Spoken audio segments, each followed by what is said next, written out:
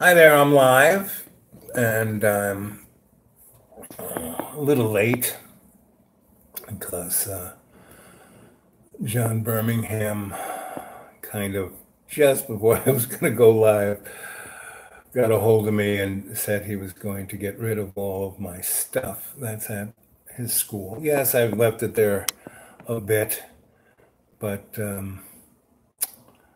it's kind of reminds me of back in 1984, I built my parents a house. My dad, I came back from Ireland in 1980. I came back to New York, and everything was different. New York, I could come and go, and New York was always a place I could come back to and find a cheap place to live and find an interesting project to work on, and that was part of my life. And it's interesting to have the illusion of security. You kind of have to incarcerate yourself in a career or a life path, get married, have kids, become a doctor, lawyer, Indian chief. Now, I've done none of that. I've done lots of different things and had a very blessed and interesting life. And it's been, it has its great gifts and it has its costs. And one of those costs is that, here I am pushing 70 and I really have, I'm a homeless guy. And the universe takes care of me, but, it can be, there's always a disconcerting thing. And so just before I went on live, John basically got a hold of me and says, I'm putting all your stuff on the street. I'm just getting rid of it. I'm getting people to take it out and just, do whatever, So, I mean, have like, I don't know, 120 tubs, those kind of plastic tubs that are pretty big. I got a bunch of them full of everything, toys, books, clothes, papers, you name it, from my life. And yes, I should have gotten it out of John's house a year ago, but it's way down in a place that he doesn't use or have, and and I've pretty much gotten whatever I needed or felt was really important out of that. And so this is an experience of letting go. I could get upset, I could get angry, I could get a lot of things, but it'll be what it is. And those people who go through my stuff, and I've had a few people up there to say, hey, who had like antique shops or curiosity shops to go through my stuff, and they just kind of pick through it, right? Um, but it's like, so I built my father a really nice house. And in 1980, when I came back, and my family had a family business. My parents ran it and drove my poor brothers and sisters insane. And finally, I came and helped negotiate the fact that my parents would retire and my brothers and sisters would take over the business. And my dad still wanted to do something. And he said, Al, over the years, you've always come to me with these interesting real estate ideas. And I just, I knew I could never control you like I control your brothers and sisters. So I never did anything with you. But every idea you had was brilliant and would have made millions of dollars. Like I lived in Soho before anyone did. A lot of the old guys who owned those houses of those big buildings on Worcester Street wanted to sell them to me for nothing, 40, $50,000. Now those pieces of property worth $100 million. They're building skyscrapers in Soho. And the same thing with Williamsburg, Brooklyn, and same things with Asheville, North Carolina. I mean, I would always go to someplace way before anybody was there. And, you know, so I basically had built, so my father and I had a real estate business, and we built houses, and we rehab funky buildings in Long Island. And it was a time when, in 1986, when St. Zones crashed, a lot of good stuff. Anyway, long story short, we did that. I started to build interesting new houses from old materials, and because of the real estate collapse in '86, there were a lot of guys who were great carpenters and tradespeople who lost everything and then got into drugs and alcohol. And I found these guys and I made a crew of them, and we were building these amazing, they really had great skills, but they had, like, social issues, they had problems. And I was, helping them rebuild their lives as we rebuilt these buildings. And we were getting some serious money in through rent rolls and selling these properties. And my dad, because he knew not what I was doing, he was a triple Virgo, so he had to control everything. And because he didn't understand what was going on, he got frustrated and just pulled the plug on everything and sold it. You know, he owned it all. He was a lot like John Birmingham, meaning he was a control freak, and whatever went down with the product, it was his and not mine, even though we're supposed to be partners. And when we split up the business, he said, "You got a salary," so I got nothing from it.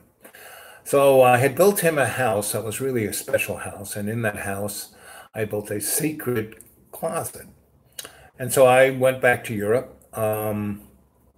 after doing another project in New York and got a little money, and I took all of my photos and negatives and things I had written, and put them in boxes and said, "Al stuff, don't throw it," you know. And he basically threw everything out. And so he called me up and said, "Hey, I'm selling my house. I want you to come here and explain," because I built a automated house in 1985, a little ahead of its time. And so the lady was going to buy, and I built this house for my father. Labor and materials and cost of the real estate for under $100,000. And in 1987, which at the height of the saving loan collapse, which was worse than the '08 collapse, he sold it for almost $500,000. And so, I said, okay. I basically showed up. And when I showed up, I went into the garage where the control panels were. And there was one of those attic ladders that you pull down. And that's where my secret closet was. And I went up there, and everything, and I had about 60 boxes up there. Everything neat. And like I said, Al stuff, don't throw out, very important. And my father came in the garage with this lady, and my mouth was open. And we walked into the kitchen, and I said, I was like in shock. And I said to my father, "So what you threw? What happened to my stuff?" He said, "Oh, I threw it away." I said, "Dad, I had photos in there, and I had photos of the Fillmore East and the early art scene of Soho from the mid '60s to 1980." And my father threw it all away. I probably could have retired on those images, right, today. I mean, I had pictures of the Grateful Dead, of the Fillmore East, Jimi Hendrix, The Who, you name it. Anyway, so I look, and I'm really upset. And the lady, she's a lawyer, and hears the story, and she's in shock too. She goes, "How could you throw your son? He built this house, blah, blah, blah," right? And I'm looking over at this knife, and I said, "I could just kill this motherfucker." And here's this lady who's a lawyer. And I said to her, "So what kind of lawyer?" She goes, "Well, I used to be a defense lawyer, and I first worked for the DA, and then, when the stock market took off, I had the opportunity to be a stock market lawyer. And when everything fell apart, I was well placed to buy up things very cheap. And now I'm doing pretty good. But anyway, I said, well, okay, I could kill my father right here, right now, because I was enraged. And here's a lawyer who she was in shock from what my father had done. And if I did that, I'd have a witness and she could be my lawyer. And I said, I could probably, any jury would understand this. But then my angel, my better self, said, Al, don't do that. Forgive your father. If you can forgive your father, you will, ascend spiritually. So here's John, who right at 11 o'clock, this guy, John Birmingham, I keep saying he is the canary in the social coal mine. He's got, every element of, you go, I can't believe our society is so this, so that, I was going to talk about how the Catholic Church has, okayed all of the terrible things that have gone on for the last 2,500 years. John kind of is the canary in the coal mine of that. Our politics, how Ronald Reagan, he was, he's a patron saint today, but, all of the drugs and crime of Central America, we can tip our hat to him. All of what happened in Afghanistan and Pakistan, we can tip our hat to him. What's going on with Putin, we can tip our hat to him, And, Donald Trump, who is, basically in the last, I don't know, year, nothing's gotten any worse, meaning our politicians have always been lying and cheating and stealing as Donnie does, but he does it so blatantly, so right in front of our eyes. So I keep saying Donald Trump is the X-Lax of the colon of our body politic, right? And so it's going to be interesting to see what the unexpected consequence of Donald Trump. And, he gives, when he goes, false news, and he's right. All the news is false, everything's a lie. Everything you believe in is a lie. And John Birmingham is that. All I have to do is go on John Birmingham's channel and look at his videos. And he is as blatant as Donald Trump is in the demonstration of, the dynamic of the narcissistic characteristic of our materialist life. That's all he talks about is how is he going to pay his bills and it's his and I own. I mean, John doesn't realize that hill is not his. That hill is a spiritual entity. And the fact that he is so, I can't even put a word on what John is. I've been studying John and trying to help John for the last year and a half. But there's not much I can do, And by John doing, this getting rid of all my stuff, he's doing the exact same thing my father did. And I am looking at it more as a way that if he does do this, I actually feel that no one's going to take that stuff. They're going to go through it and go, the amount of effort it's going to take to get rid of it. It's like they really want bags of sweaters and socks and papers that they have no idea about that really mean nothing to anybody, except maybe they could use it to start fires.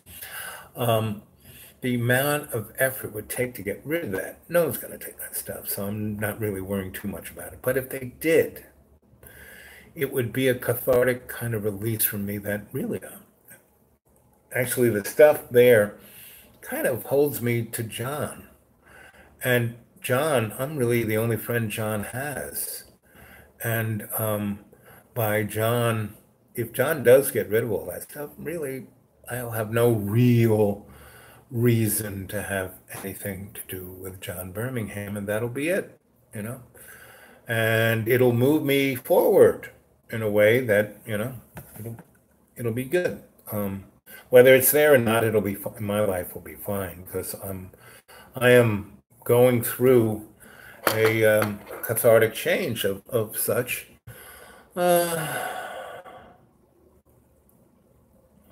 What do I mean when I say triple Virgo? So we have sun sign, moon, our astrological thing is, the moment we're born, what are we under? And my father's moon, sun, and rising sign were all Virgo.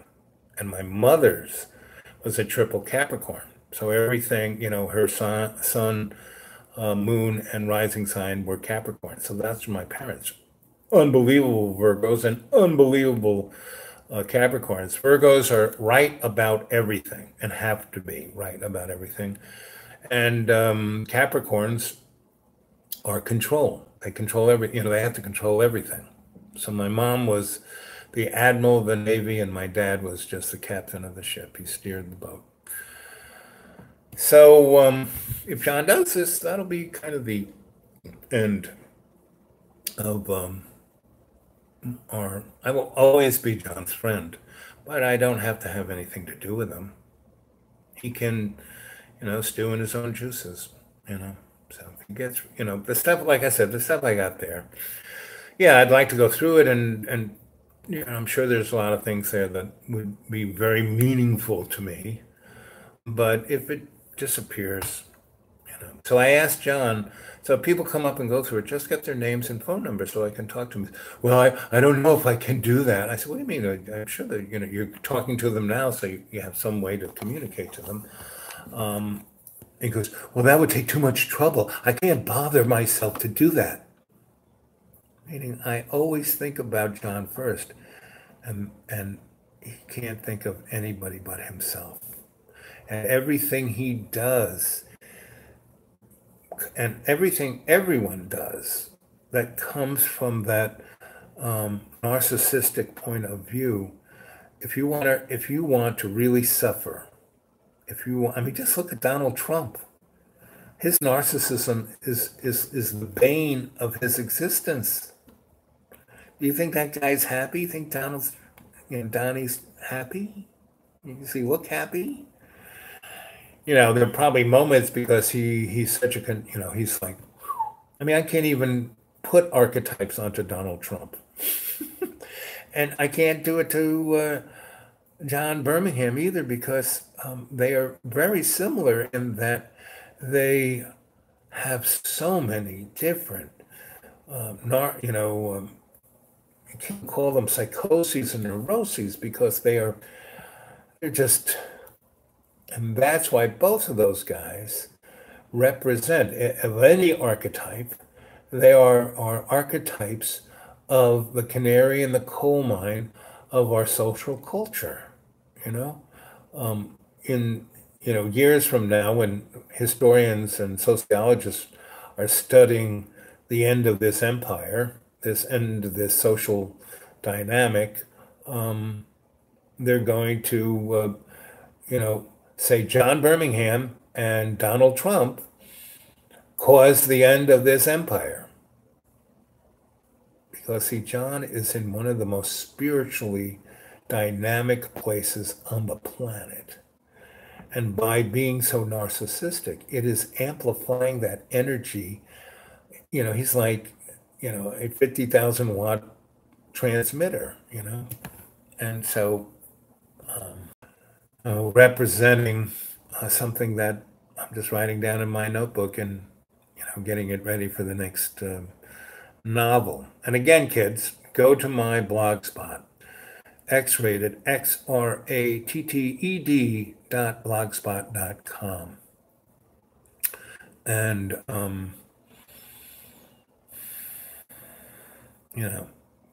see what my novels look like. What I got up there now, and it's called Griot Publishing. I want it to be a publishing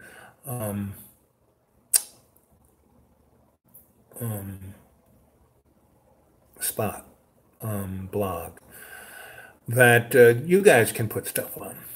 And what I put on is just to give an example. I could dump 26 novels on it, but I don't think so. So that's where I'm at with all this. So it's an interesting, it's like, a third of all my personal stuff John Birmingham's about to throw away or give to some unknown character. And he can't understand why. I said, John, just get their name and phone number because I'd like to talk to him. He can't empathize or understand why do you want to do that? So, well, there's some personal stuff there. And when I said, well, then, he said, well, I'll go through your stuff and look for all your personal stuff. So John wants to read all my personal stuff. Just like I used to get mail there, and he would open up my mail.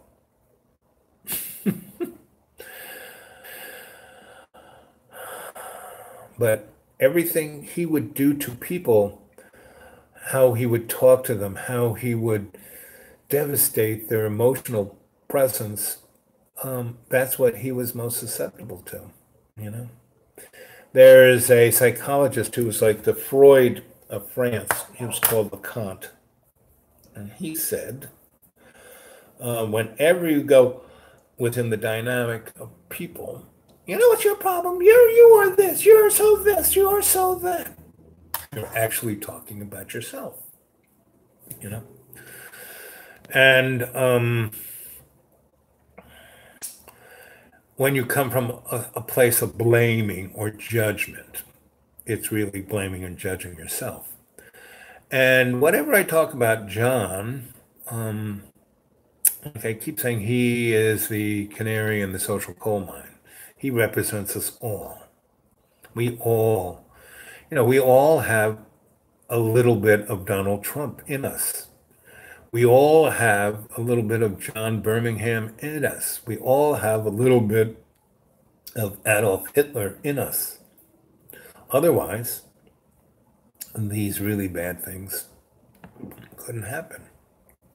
But humanity's, John keeps saying, well, we're just animals and we do these terrible things because it's just natural. No, we don't. We're just bags of water, and our spiritual self is in some spiritual server somewhere, and our bag of water is just the avatar. And yes, we're susceptible to, biological, hormonal motivations. And that's why I say we should always think with our hearts and feel with our heads. So if somebody does something mean or cruel to you, and you feel that feeling, instead of acting with hormones like on rage or anger or fear, if you feel with your heart, you kind of go, feel with your head, you kind of go, why did they do that? And conversely, when you have a thought like, what's the meaning to life? If you use your heart to process that rather than your head, because your head is just, slide rule. It's just a computer. It's just a hard drive. The CPU, the spiritual CPU is your heart. And basically, when you talk to doctors, medical people, oh, your heart's just a pump. No, because the blood has more to do with processing information than your brain does. Your brain's, like I said, just a hard drive. See, the blood flows through your veins. It's not going glub, glub. It's swirling. So in a vein, it swirls around the outside of the vein, and then it swirls inside that swirl, and then it swirls inside that swirl. Clockwise, counterclockwise, clockwise. And what that is an alternating current generator. So your blood is rich with iron, so it's a conductor, and most of the information is conducted through all your cells, not through your nerves, but through your blood. And your nervous system is really just part of your autonomic system, and that carries the crass information to, move your muscles and your things, like breathing and your pumping blood and all the things that you don't think about, or spiritually don't really feel. That just kind of move the machine around, right? So, whereas the blood carries the spiritual information, and that's why it's that important. That's why it keeps you animated. Your nerves don't keep you animated, it just moves you around. So, when you have very little connection to empathy, that's why you're more or less a meat puppet. And that's why, Donald Trump and John Birmingham and Adolf Hitler were just meat puppets because they were just responding to their neural inputs. And the puppet part, meaning that's the other thing that, our history goes back millions of years, and there are all kinds of entities that control us or can control us, right? And they're the ones who are running politics and economics and cause wars and represent kings and all of those kind of religions and belief structures. That's coming from this other dimensional presence that we are, and that's is the puppeteer of humanity. And those, Buddha said, those who are awake are not puppets. So, that's why I feel empathetically for people like John Birmingham. And I'm sure that within I've only met Donald Trump a little bit, and whatever moments I spent with him, he had no concern, he did not have any empathy for anybody, not even for himself. But he saw everything narcissistically from his point of view. It's all about him, And within mythology, the gods and demigods like Ares, who really had a negative effect on humanity, they were narcissistic, And the different spiritual entities that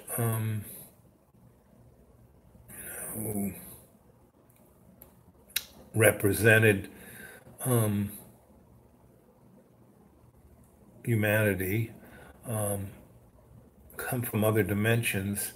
They live off. They're like leeches. They live off our bioenergy, and that movie, The Matrix. We are just some entities, dimensional, ever-ready battery, and these are all. I'm just giving you thumbnail responses to what I've been observing today. I sort I don't really, I live out in the woods, so I don't see any TV or hear any radio. And this last last 6 days, I've been up at the hill, which has great Wi-Fi. So I've been watching the news on my phone here.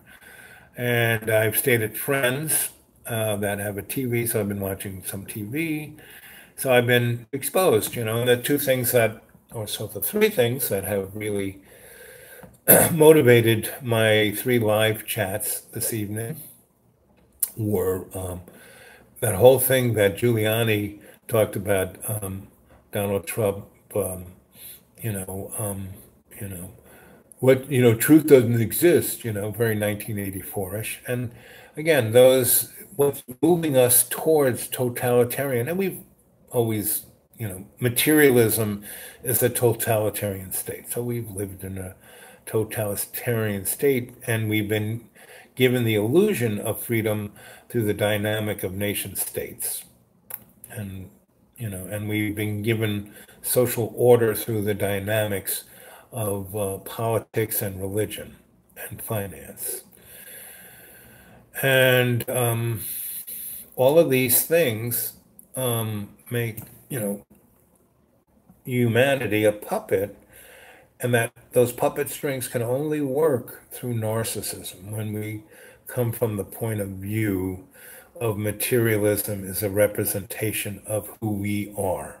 You know, the car we drive, John's gone on, I have a shitty car because his parents gave him a car. It's their beater. But at least he's got a car. He doesn't, have to walk, you know. And so, that's bottom line about all of this. Um,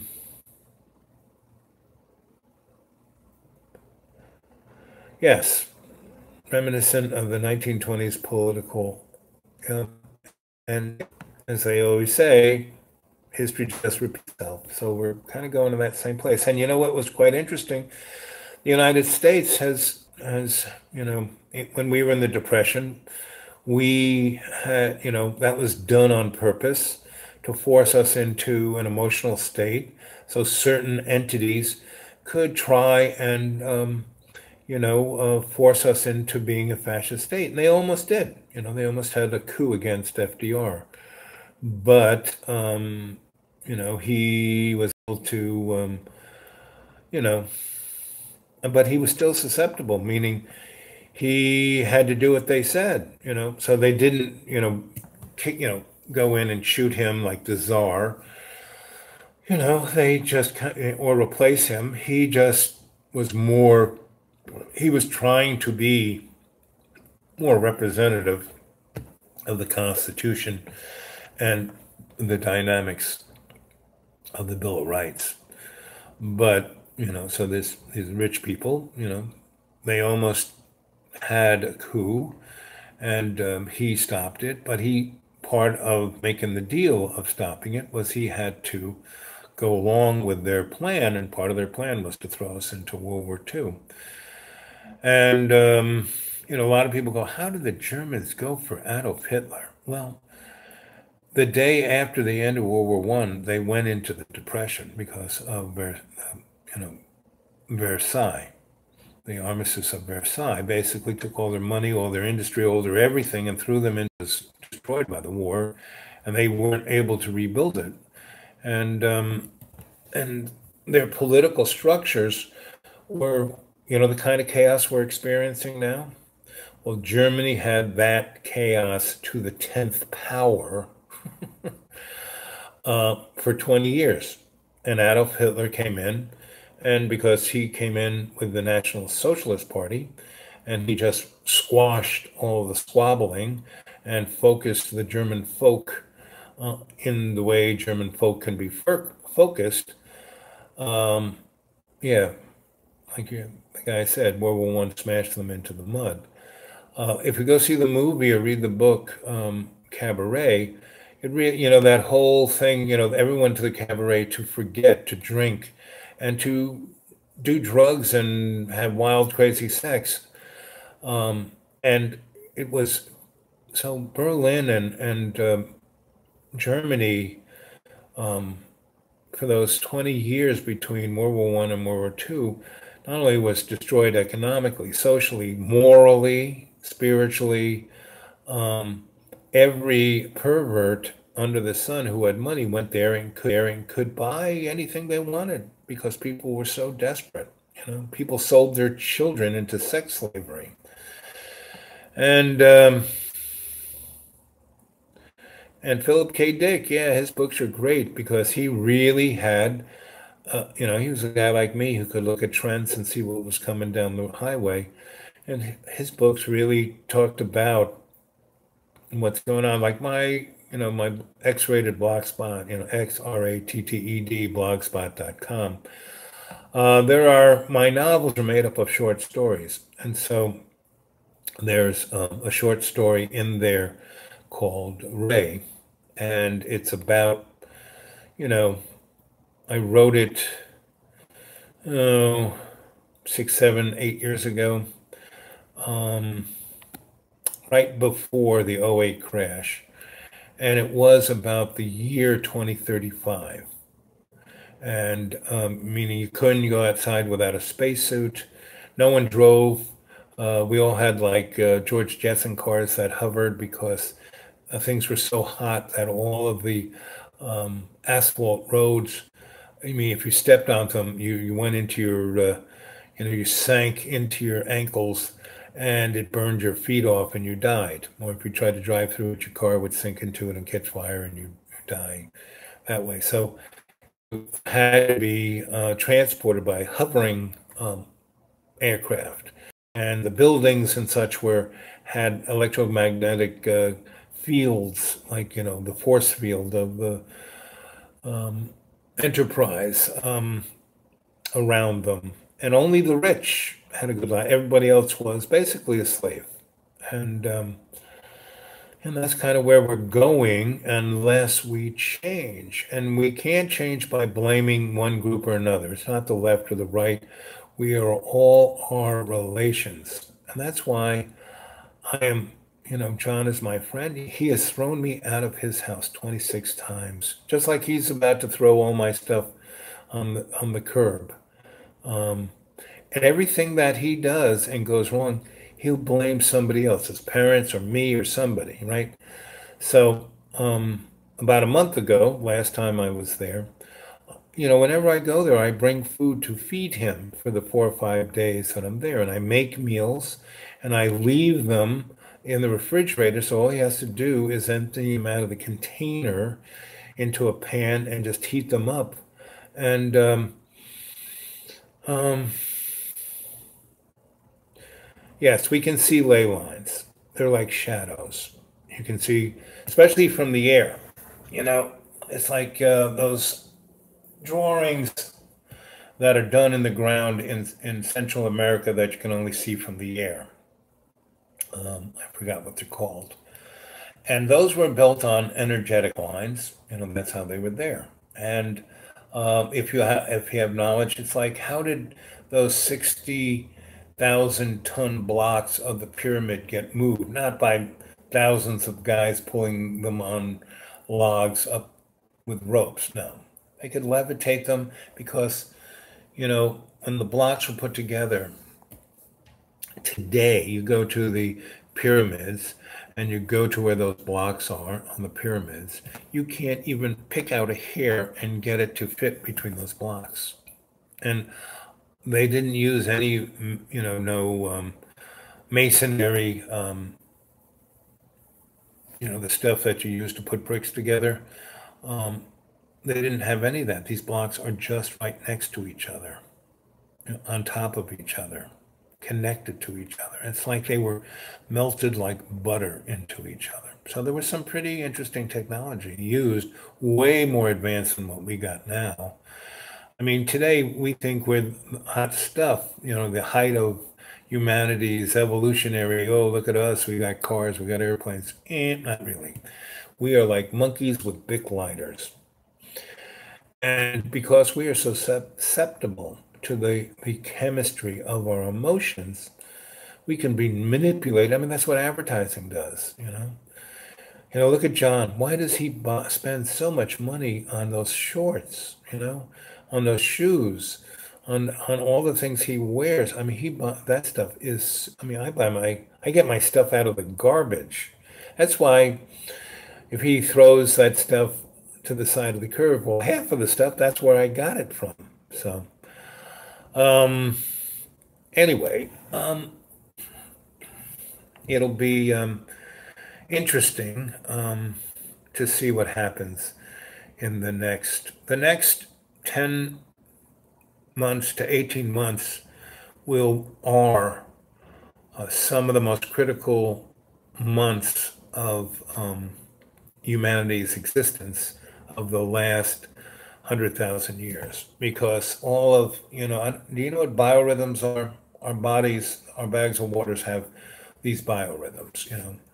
We're affected because of all these forces moving around us, planets, stars, galaxies, you name it. And we're affected by it all. And so, talk about effect. This little phone here is working on 4G. And they are quickly coming, oh, we're building you the 5G new, system. Well, that 5G is going to work on the same frequency as your brain. And baby, you think you're controlled now? So the next 10 months to 18 months, if we do not come together, if we all react like John Birmingham, and we could, that 5G things, man, we'd all be John Birminghams, unless we live from love's goods, with nothing. Because, my phone, there is no cell out there. There is no radio, TV, there's nothing out there. I don't get any electromagnetic waves. All I am is surrounded by oxygen. So, it'll be interesting. And I'm here to serve love's co-creation, not serve myself, not serve,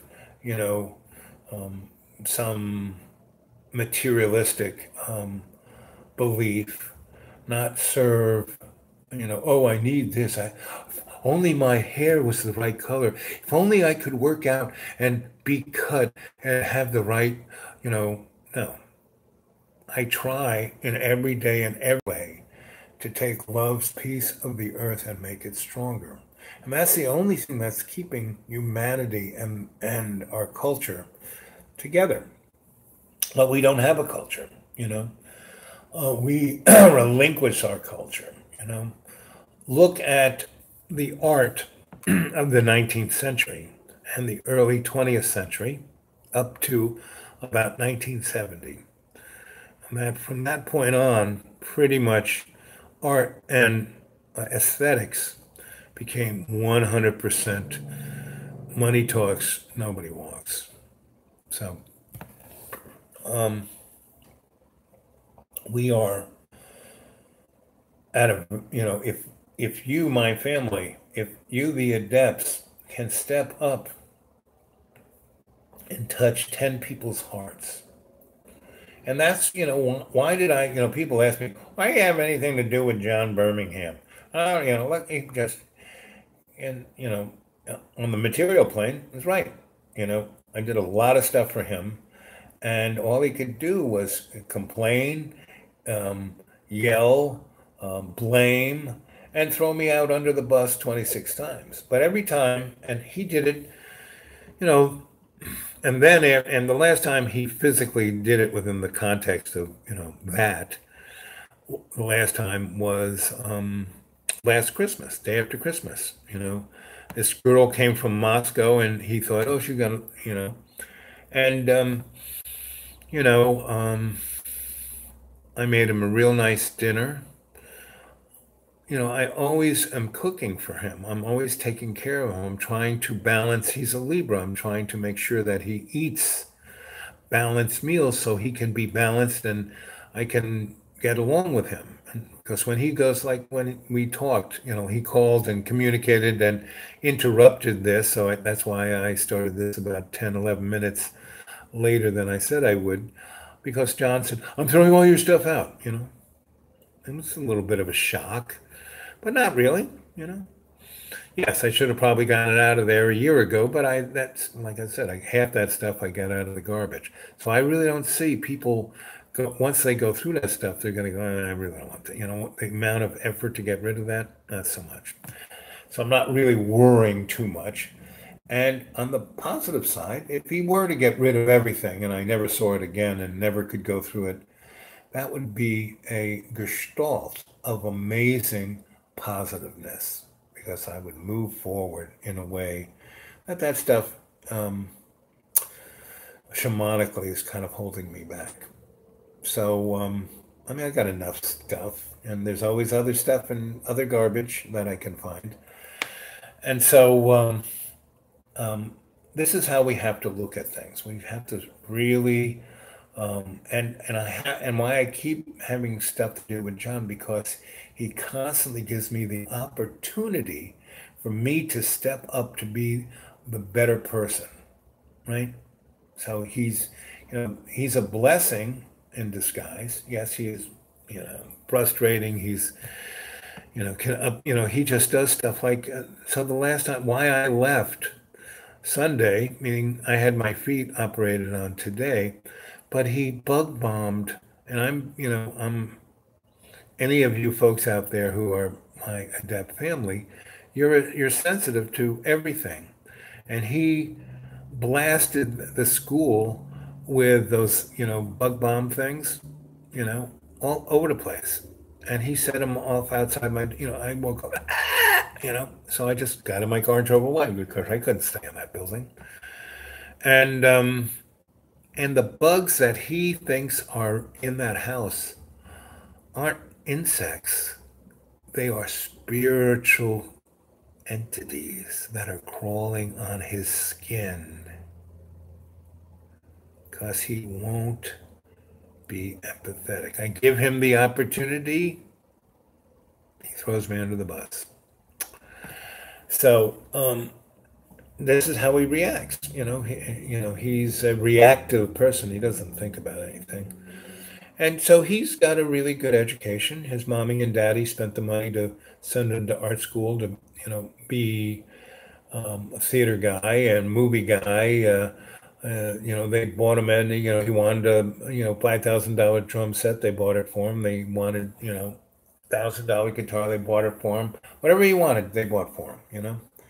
And why he can't make any money is that he has, meaning for you to have a job, you have to be able to, work is a team effort.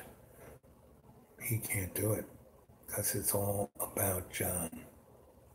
Everything is about him. Either people are attacking him or he deserves everything. Deserves the best cut of meat or this or that. And so you have to be able to be empathetic. You have to be able to serve love's greater good, not the bank's greater good, not the government's greater good, not the religion's greater good, not your career. So, and then so he has the credentials where he should be able to, the schools that are in Roanoke, Roanoke College, Hollins, Radford. I mean, he went to all these schools. He should be able to teach, meaning I taught in universities for a good 15 years and I didn't even have a degree. What I did for 15 years was do research and I knew people. I got the jobs because I knew people and I was able to do what they wanted done and that the scholastic dudes couldn't do it because they were stuck in a box. Me, never. But the other side of the coin, I'm like, if you look at me from the materialistic point of view, I own nothing, have nothing. I live out in the middle of the woods, and have no money in the bank. I live off my pittance of Social Security, and I'm fine with it. And I've died so many times that when I die, sooner or later, I'll it'll just be I'll be going home, right? And Johnny Boy is like, as most people, as I say, John's the canary in the coal mine. Everyone's petrified of dying. It's like Buddha said, dying is like slipping out of a tight slipper.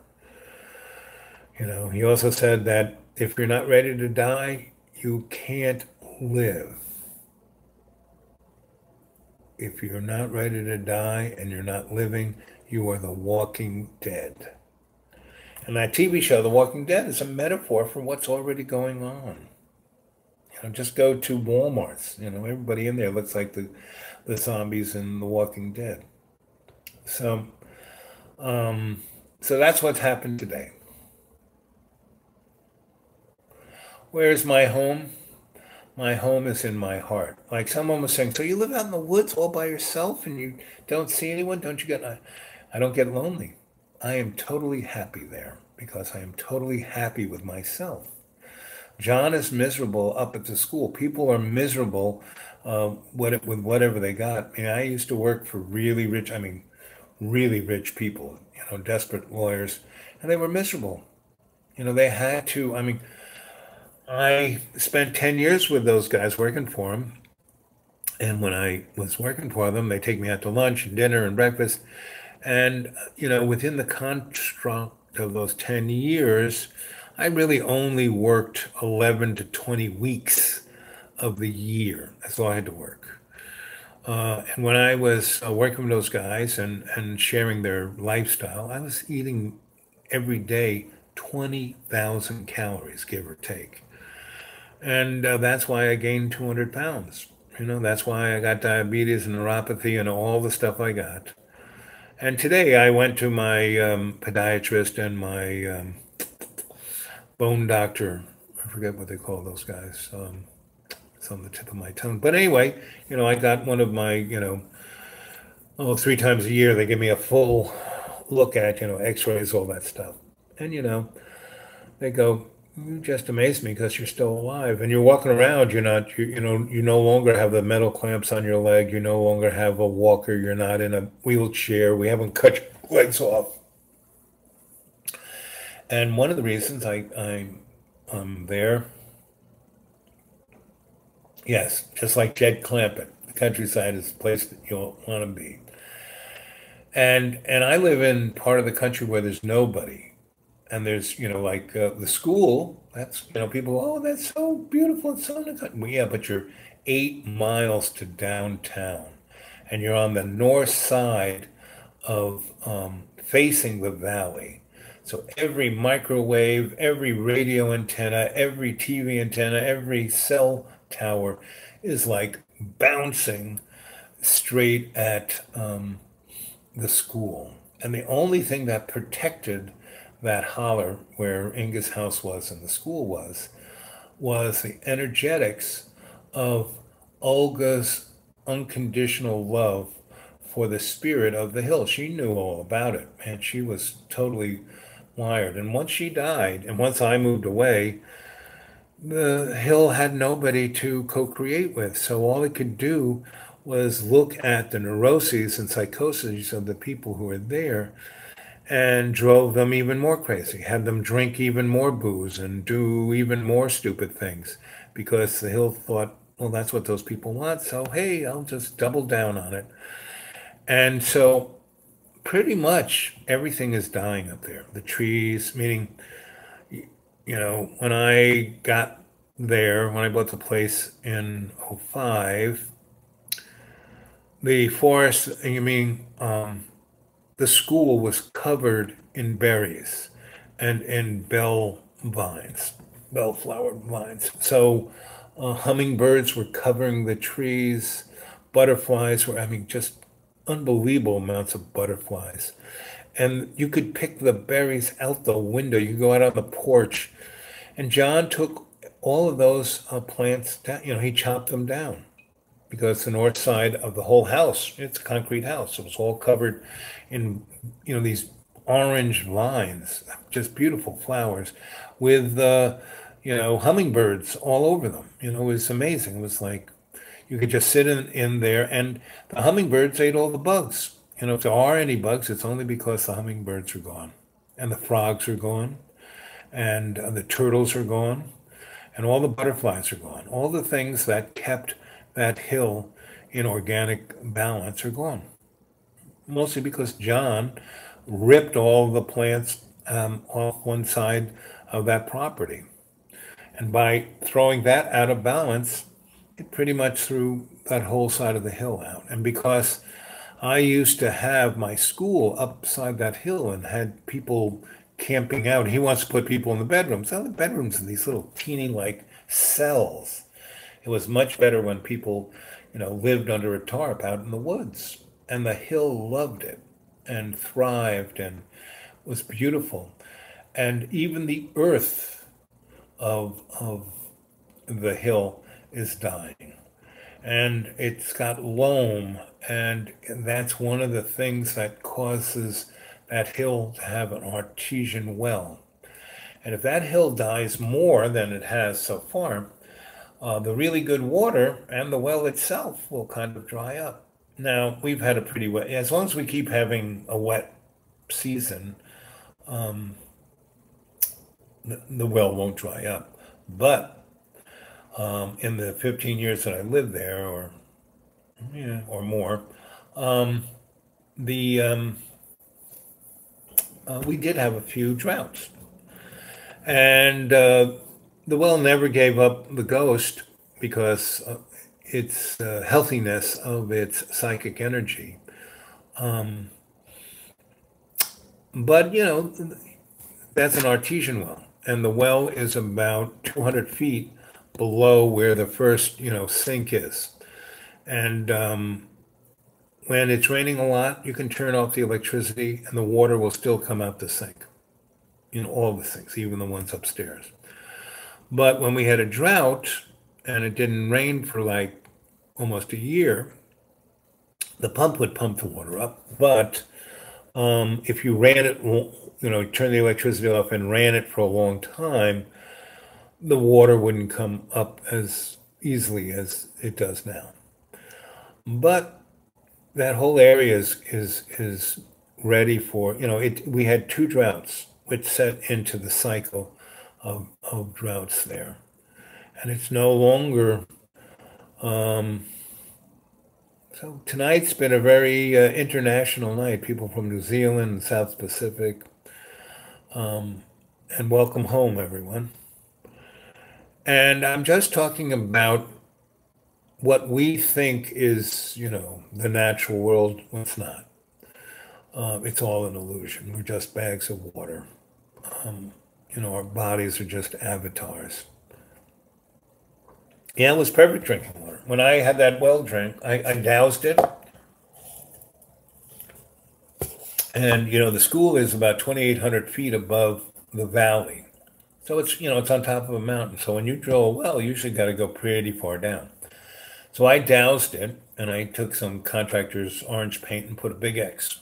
Right? And so when the well guy came to drill my well, because when I bought that place on my deed, it changed it. Instead of sharing the water amongst other guys, I had to drill my own well. So I did. And so I doused it. And the drill guy comes up with this big drill, and he was going to get $75 a foot.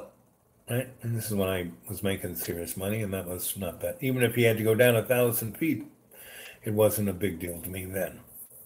But I said right there, and he goes, well, you don't want to drill right there. That's kind of like where you could park cars. I said, I don't want to park cars here. This is going to be I want the well there, and I'm going to have my fire pit and my spiritual circle right there. And you go to any Druid circle, and they have a fire pit, and they have water, and they have a kitchen. That's what I had. It was like a representation of a Druid circle. So, and the guy, no, you got to, no. I said, no, listen, hey, you work for me. I'm paying you. Drill the well right here. So he said, okay. So he stuck his machine up. He put the drill in, and within 2 hours, he hit an artesian spring. It was 70 feet down. I don't even think it was like somewhere between 50 and 70 feet down. So instead of giving him like $15,000, $20,000, all told, meaning the well, the pump, the pipe, the everything, I gave him about $5,200, and it blew his mind. I said, I douse that. He said, I don't believe in that. Yeah. And so when you drill a well, and he's like a certified licensed well driller, he puts in paperwork to the county. So you got to take water samples once it's all done, and you take it to the county and they test it.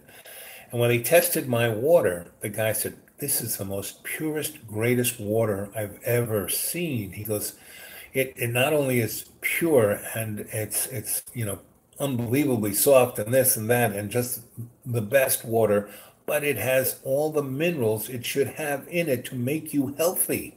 He said this, and he goes, and it's alkaline water. It's not acidic at all. So this was like, he said you could bottle this stuff and sell it for $1 a bottle. So anyway, that place has really, really good water. But with Inga dying and me leaving and John buying it, I bet you if you tested the water now, it's not as good as it was. Because I can, I'm a pretty sensitive guy. Water's still good.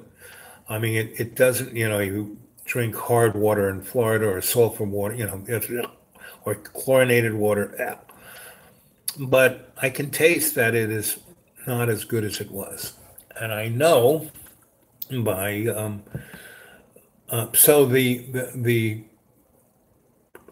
energetic ley line or soul of that hill has left. It's no longer there. And every time John would throw me under the bus, the spirit would leave more and more and more. And and a good chunk of it would every time John get out, and I had to leave, it would get in my car with me.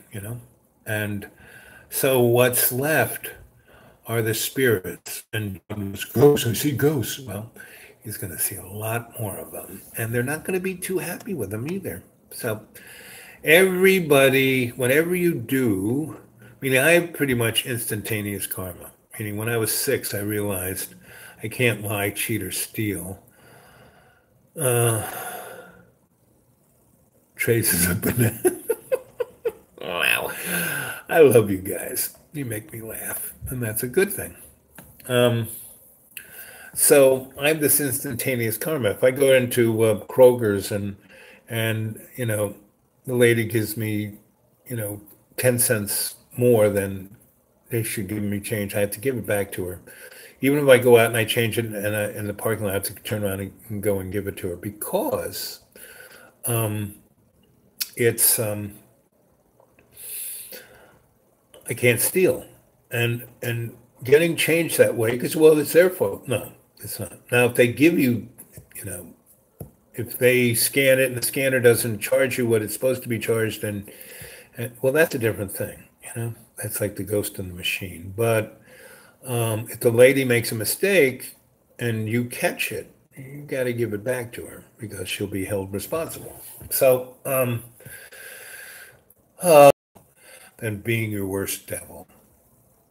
And when I was a little guy, my grandma used to call me in Italian little devil because I would do things that would just, I could read people. I still, I can do cold readings really amazingly, and people, I used to do it for the desperate lawyers and other people, and I can look at patterns in that way. And that's why I can dowse so well and muscle test and do all those things, and it comes from this innate empathy. But to try, when I was a shrink, one of the things I used to do, and when you saw that guy lose his stuff about me, right? It's because I can get into people's space in a certain way. Like John is really upset. Whenever I go into a room, people respond really positive to me and not so much to him. So that's why he doesn't like to go out. He feels, insecure and, incompetent and all the above, even though he's like the best, spent years doing that. I'm the best, why can't I make any money? Because people look at him and go, ugh. They look at me and they're interested in, why do you guys listen to my stories? Because I'm just me being me, not trying to be anything else, right? And the stories I'm telling you are things that really happened in my life, and you can feel that they happened. When I tell you the story of Uwe Kluver, 4 foot 8 inch elf on Lexington Avenue, you can sense that, well, Alice told, where she had a mirror wall that you could go through other dimensions, you understand, well, that's kind of true. I believe that. Whereas most people, it's outside, I can assist you into suspending your disbelief. And that is what a griot does, to enable you to experience something that you normally wouldn't, so you could then expand your parameter of what's going on.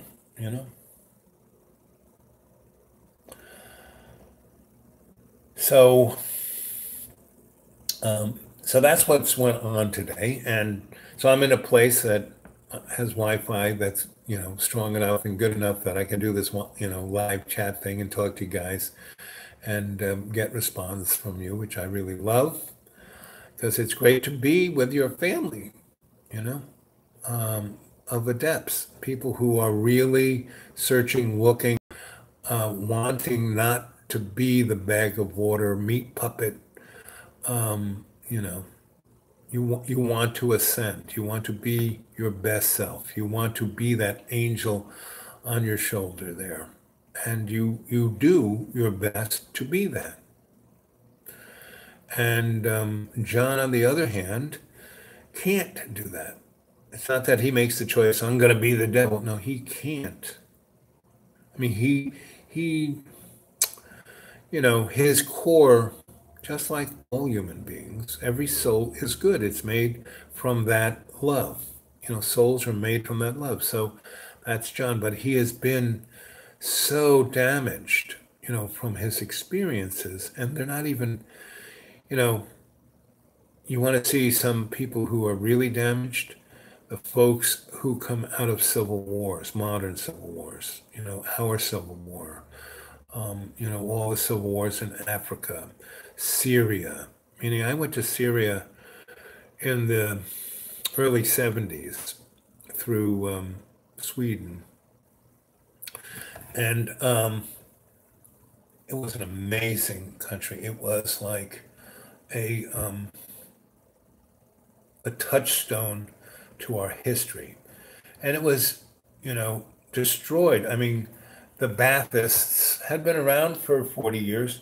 So why did they have the civil war? And when I was in Syria, life was, everyone had a job, their own businesses. The government let people do whatever the heck they wanted. It wasn't like communism where they made everyone dress the same and do the same. And you could do whatever you wanted. You just couldn't diss the government. You couldn't go against the powers that be. And, the Assad family and the Ba'athist political system. Same thing with Iraq and Saddam and, the Ba'athists of Syria, who were both placed there by England, France, and America after World War II. I mean, they were from us. We made them. Same with, Iran. They were having after World War II and in the late 40s, early 50s, there was a homegrown political community that were basing their everything on our Constitution. And we called them communists, and we killed them and put the Shah of Iran, a fascist dictator, in there, right? And we kept the Ayatollah, the CIA, the US government, and the French government kept the Ayatollah in Paris for 20 years, writing things and sending them back to his cadre in Tehran. And then we precipitated, the kind of disruption because we tightened the screws, and the Shah turned his government into, he would just, if someone was out on the street with a sign, they'd just go and shoot him in the head. If his family got upset with that and kind of went and said something about it, they shot them in the head. And it was like, that kind of oppression just caused more and more and more on, community response, like, hey, this ain't right, this ain't fair, this ain't justice. And the Shah just kept killing more and more people till he was killing thousands a day. And so the people revolted. And we plugged the Ayatollah instead of letting them have, they didn't want to have a, Islamic republic. They wanted to have, a free government. And they thought they were Islamic, so that might be something different. Just like we wanted, something different than the crap that we've had for the last, since the assassination of JFK, because pretty much after he got whacked, didn't matter, Democrat, Republican, whether it was LBJ, Nixon, Jimmy Carter, Ronnie or Herbie or Billy Bob, they're all the same. They were all put in by the same group of people, the same oligarchs, the same cartel. And they're not Americans. They're made from all over. And in England, the major force is a demonic force that's reptilian. and we have a demonic force that is the Greys, and the Nazis are came from the Aryans or the Nordics. So, and these guys aren't evil, they just represent their own belief structure, and it can be very dogmatic and very fascist, you know. And the only way you can't fight this stuff with a gun or a bullet or a tank, and the Syrian Revolution is a good example of that. You can only change it for the better by your positive example and by your use of unconditional love.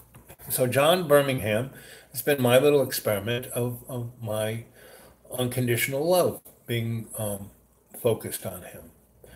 And John is, he's a Libra, so he does this. And so he is very susceptible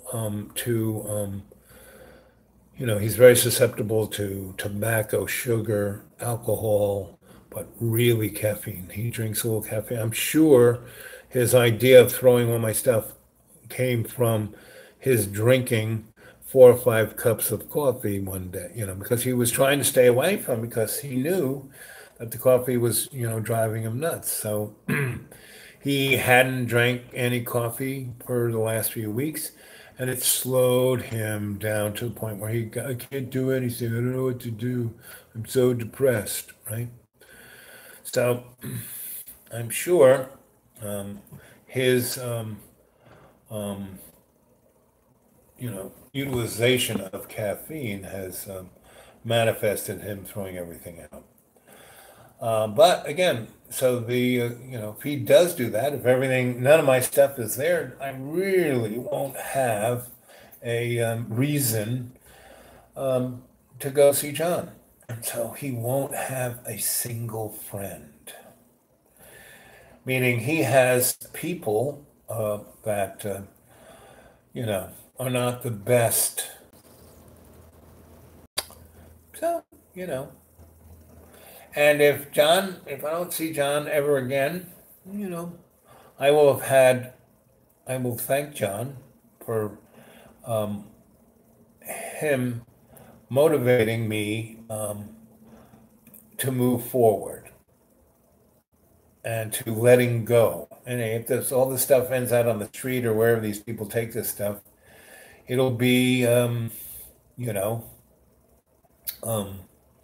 represent, we move forward because I won't, it's like in Dickens' Christmas Carol, when Scrooge meets his partner Marley, and Marley's chained to all these safety deposit boxes that he had his money and his papers and his everything in. When you see that scene where he's, the first ghost is Marley, and he's got all this stuff that he's got chained, he has to drag it through eternity. John throws this stuff away, man. Well, that's stuff I won't have to drag through eternity, that's for sure. And I got enough bags of clothes I found in the garbage, so I'm more good.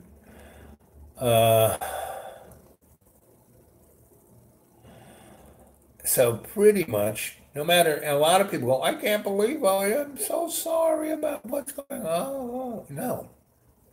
But every time John threw me out under the bus, I just went out and embraced, because I had no idea where I was going to go or what. And John always threw me out like in the middle of a snowstorm at 10 o'clock at night.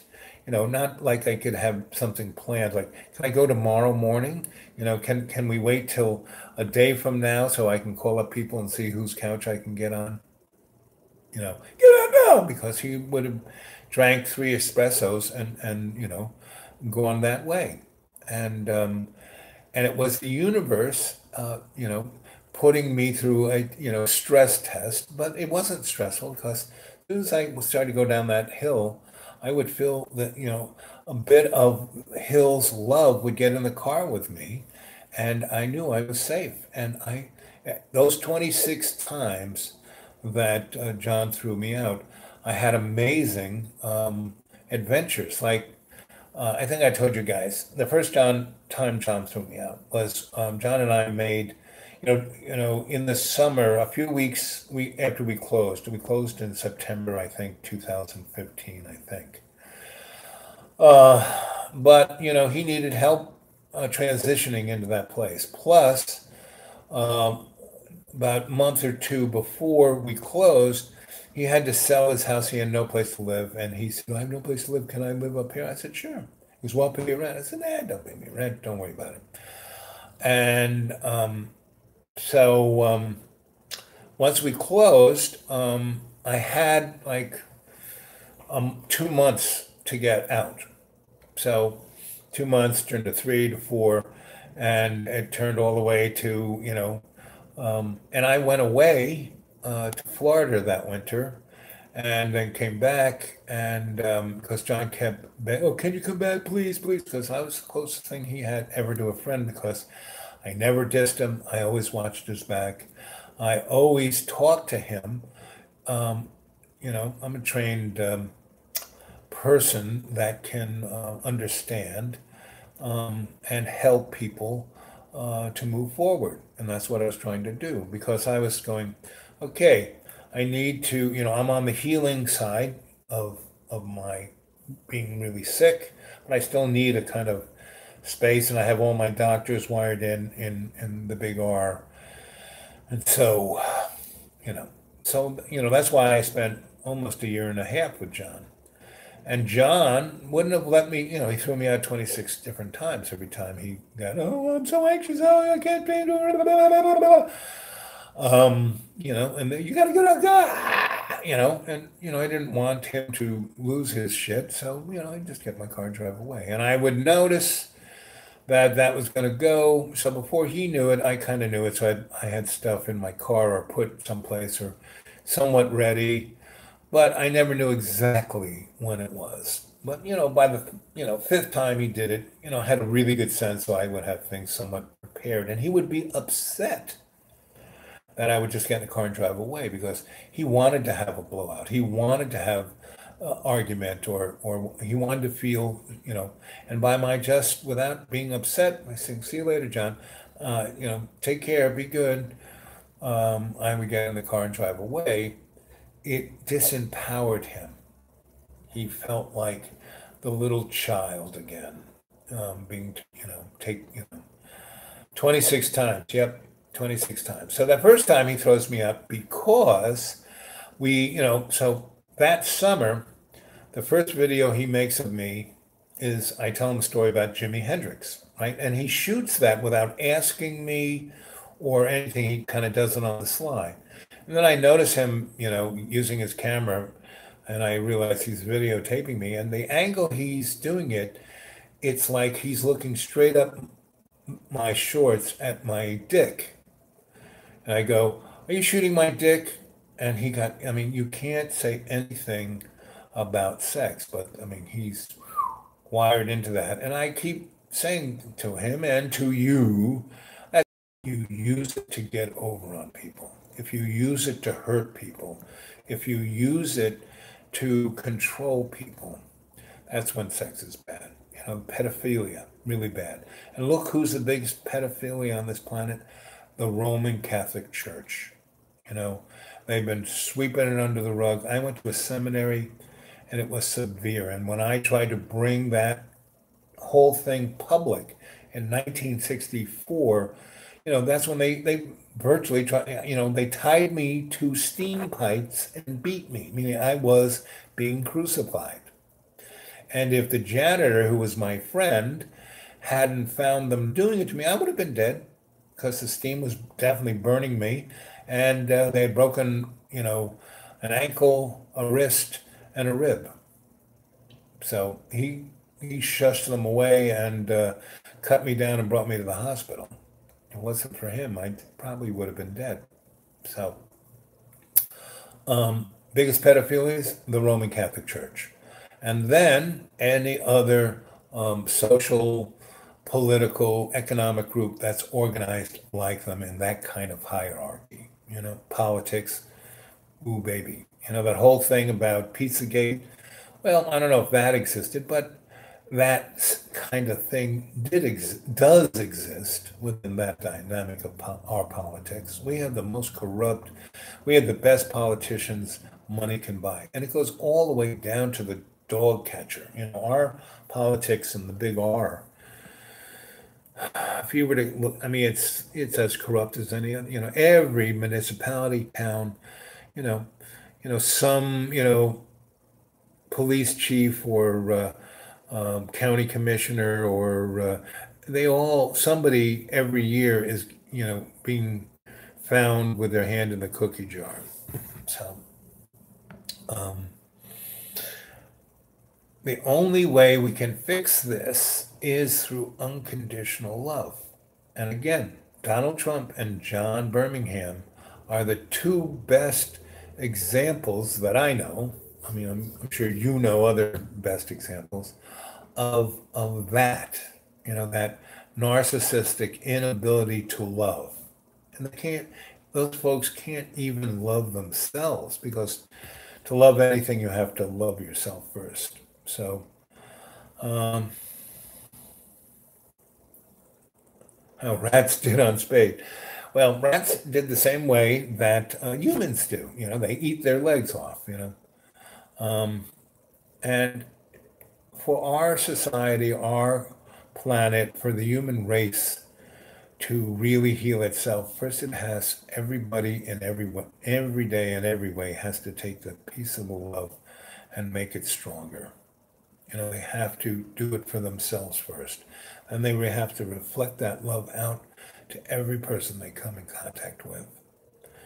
So, I'm talking about John a lot. I'm kind of like that, you have a friend and he or she breaks up with the person they're with, and for weeks that's all they can talk about. Well, I'm constantly being drawn back into John's circle, and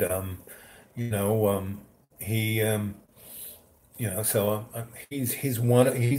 he's my little canary in the coal mine. I'm the coal miner down in the social mine, digging for what's going on. And John is, he's flying around, and if he keels over dead, I'll know. Okay, but like when he was spraying, it's unbelievable. He sprayed those cats, and all he does is complain about having to take care of them. And instead of and when he does interact, see, Jimmy, the character Jimmy, is John's better self, because when he's Jimmy, he is empathetic, he is sweet, he is understanding, because he is like a child, but he's smart. Of all of John's personalities, Jimmy is the smartest and the sweetest, and John Birmingham not so much, but Jimmy very much. Grandpa Jimmy, you know, like I said, go watch his videos. You'll see, the Woodsman. The other person who's really interesting, he has a Hispanic character, which I think Jimmy and the Hispanic character are his two best, but he's scared of them. He doesn't want them out because they're both his better self. And he thinks he has to be mean and cruel and badass to be safe. And that's the best way to be attacked or hurt, because you end up attacking and hurting yourself. I mean, all of John's miseries don't come from other people. They come from him. And that's, again, he's the representative of the canary in the coal mine. You look at Donald Trump, and everything that he is suffering from, he has self-inflicted. If he just, once he put his head on the book, if he just kept his mouth shut, if he just didn't tweet, if he just went through and did what, he's been doing politically, he'd be fine. He'd be really popular, more, he'd have more support than just his base. So anyway, so when John threw me out the first time, it was because so we did the Jimi Hendrix, and within, he was making videos, and like maybe three people looked at them in 6 months. But when we did the Jimi Hendrix one, we had response of people, like thousands of people in days, and within a week or two we had 10,000. By 2 or 3 weeks we had 20,000, 30,000. And that was like, wow, So he wanted to do more. So, we did more. And I did those, where I dressed up like the shaman and talked about it. And we went up to the cave and we talked about the hill. And, and he was, I don't understand. I have to do all this hard work and nobody wants to see me. They don't want me as the star. All they want to do is hear about you. And so he had this like really conflicted thing of him, I want to be the star, and they tell me to get out of the picture, and anyway. So but he was getting 20, 30, 60,000 hits in weeks on the ones that I did. So it was like my show or my program on his channel. But he wouldn't even tell people my name, And it wasn't until you folk who were watching me on his channel set up my YouTube and my Gmail and my blog. I didn't know how to do that. And John wouldn't show me, right? What he wanted was, oh, let me do it and I'll put it on my channel and you can just do it, And he wanted total control.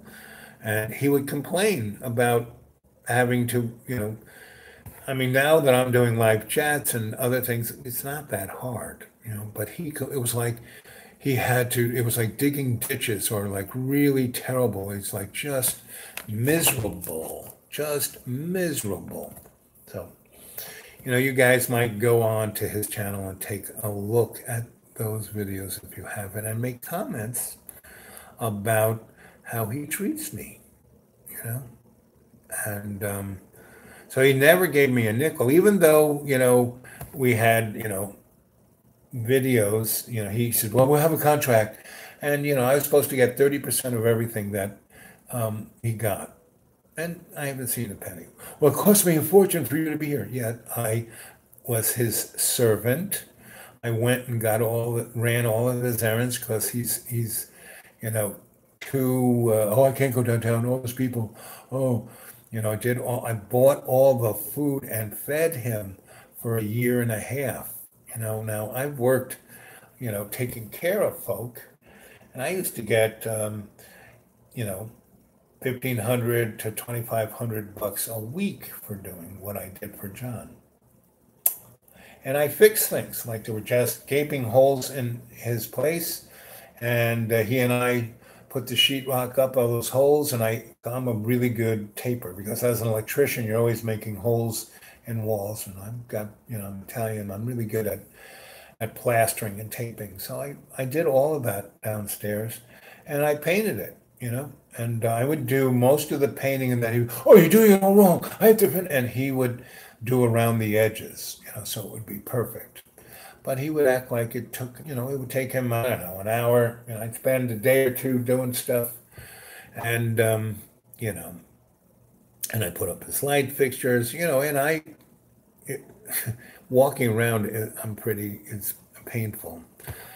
Anyway, but it was fine because I don't do anything unless I want to do it. I wanted to do it for him, I didn't expect to get paid you, and everything he has to pay you to do everything, so he doesn't have to feel obligated. And so I had no cash, so he's going to give me 20 bucks. Okay, sure, that's more than I have. So, and when you live on very little, it makes you appreciate what you have. And when I had, worked for the Desperate Lawyers and had a nice cash flow coming in, I was, grateful, but not like I am today. And when you get so sick that everyone thinks you're going to die. When I was in the hospital and when I was getting better, I was healing myself, but I still had to go to the doctors a lot.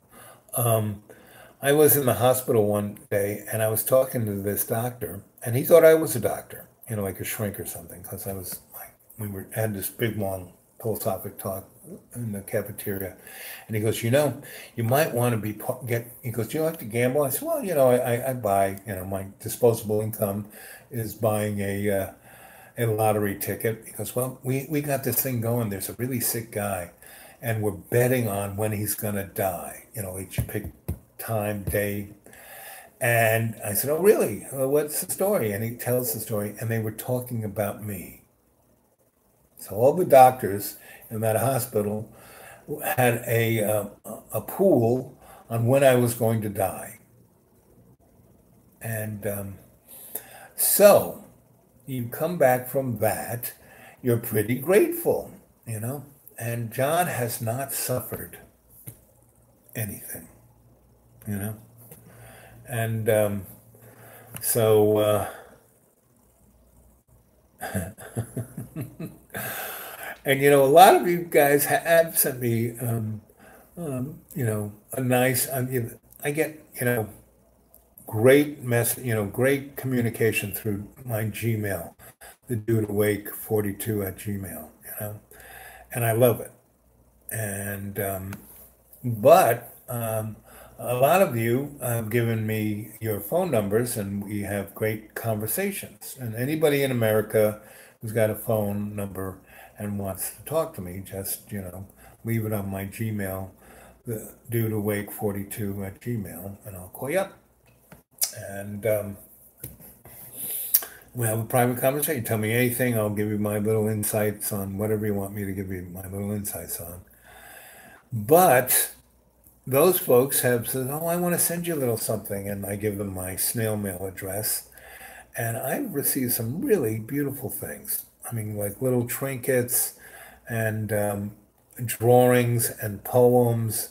And just this, every time I go, and I don't go to my post office box because it's not around here or around me. So, maybe once or twice or three times a month, I'll go empty it out.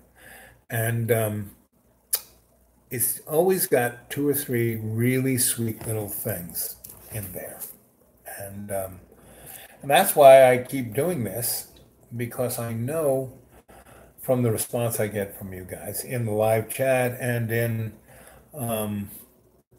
the snail mail and from my Gmail that you do appreciate this. You do have gratitude for this. And it does positively affect all of you. And that's why you're my adept family. I got almost 200 subscribers, but I don't call you subscribers, I'll call you family members. And I don't know, I have a couple, 8,000 views. So I know I'm affecting a positive direction, that pebble in the pond. And sometimes when I'm a little discombobulated, I'm more like the skipping stone in the pond. So, but back to the story of the first time John threw me out. So we did a whole, I don't know, about 10, or the 10th one we make is about Donald Trump. And I put on Johnny's Jimmy wig, and I am Donald Trump. And I do this little monologue. I am Donald Trump, and I'm the last white man in America, and the last president ever to be. And I basically got all of those. And John did a great, John on stability. So like all his, he's done 3 feature films. Well, he did everything himself because he had to be in control. So it nearly freaking killed him. And if you get him going on it, he'll tell you about it. So it's, kind of. So when we did the Donnie Trump thing, he did a really good job. He edited it, and he put great graphics on it, and he had great music on it, and it was really hilarious, And with my little, theatrical abilities and being able to ad lib things off the top of my head, because I was part of, things like hung out at the Grand in Chicago. I was part of the Living Theater.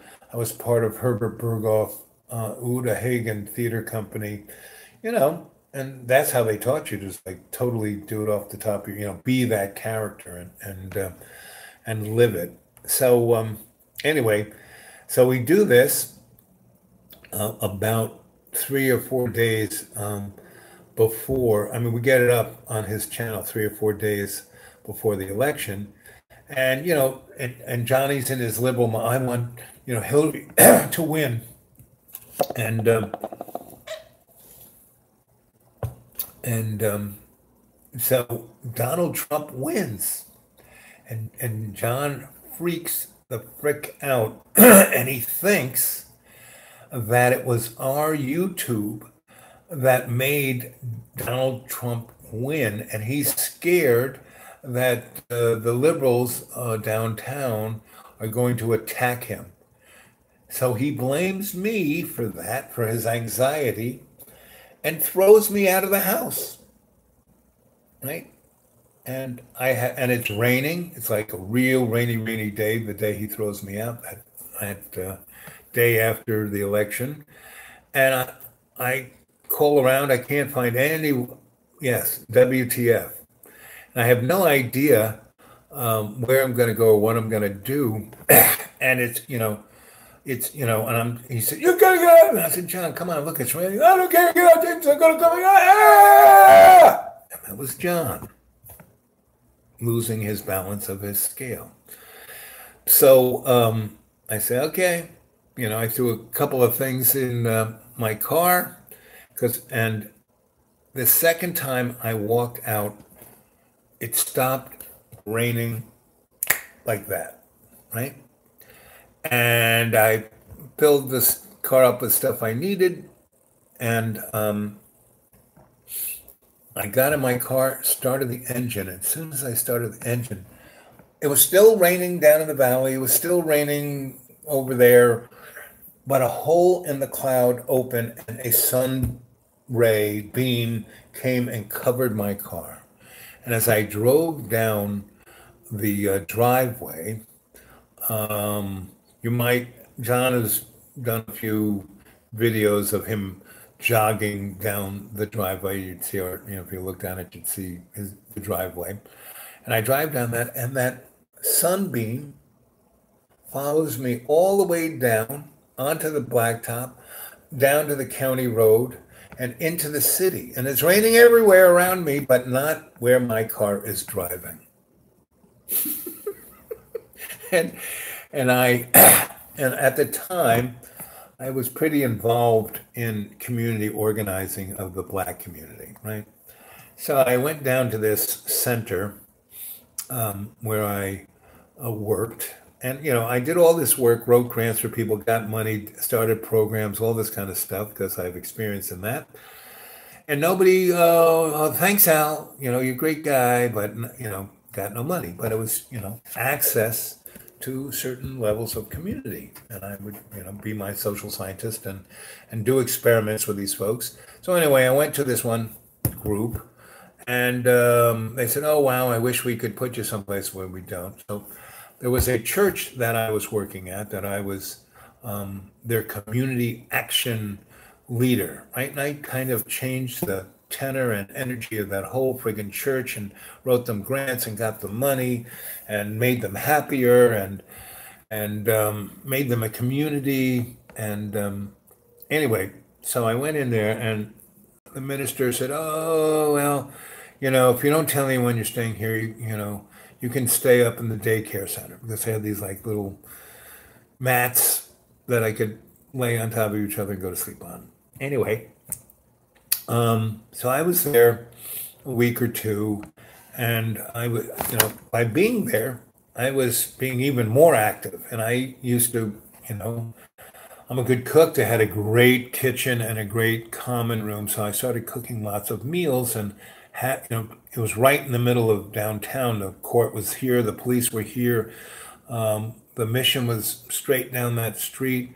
So, and the Y was at the other end, and so people, were walking by this, and I kind of put out signs saying, "Hey, come on in. Between this and this hour, there's a lunch, there's a dinner, there's soup, there's, you want to do anything, you want to teach a class, you want to have a meeting, just come on in, sign up." And the minister was up for that. He thought that was a good idea, and it would because right in the middle of town, it really made him look great. Made him look like he's Mr. Community. He's making it. He's taking care of business. Well, I was doing everything. And again, did not get a nickel, but I was getting a place and a stay. So on Tuesdays, I had this thing called Action Tuesday. And I'd make a really nice soup. People would show up at 6. And, there were all kinds of people, Black Lives Matter, people, the LGBT,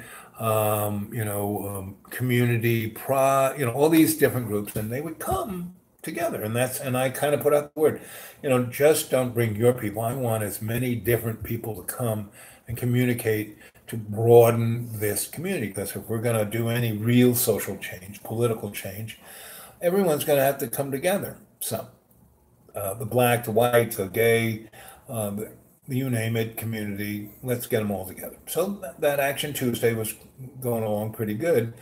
And I was pushing an idea called the No Fear Cafe, where everyone would come together. We'd have really good food. In Asheville, I helped put together a thing called the Blue Bus, which was where the homeless people could come.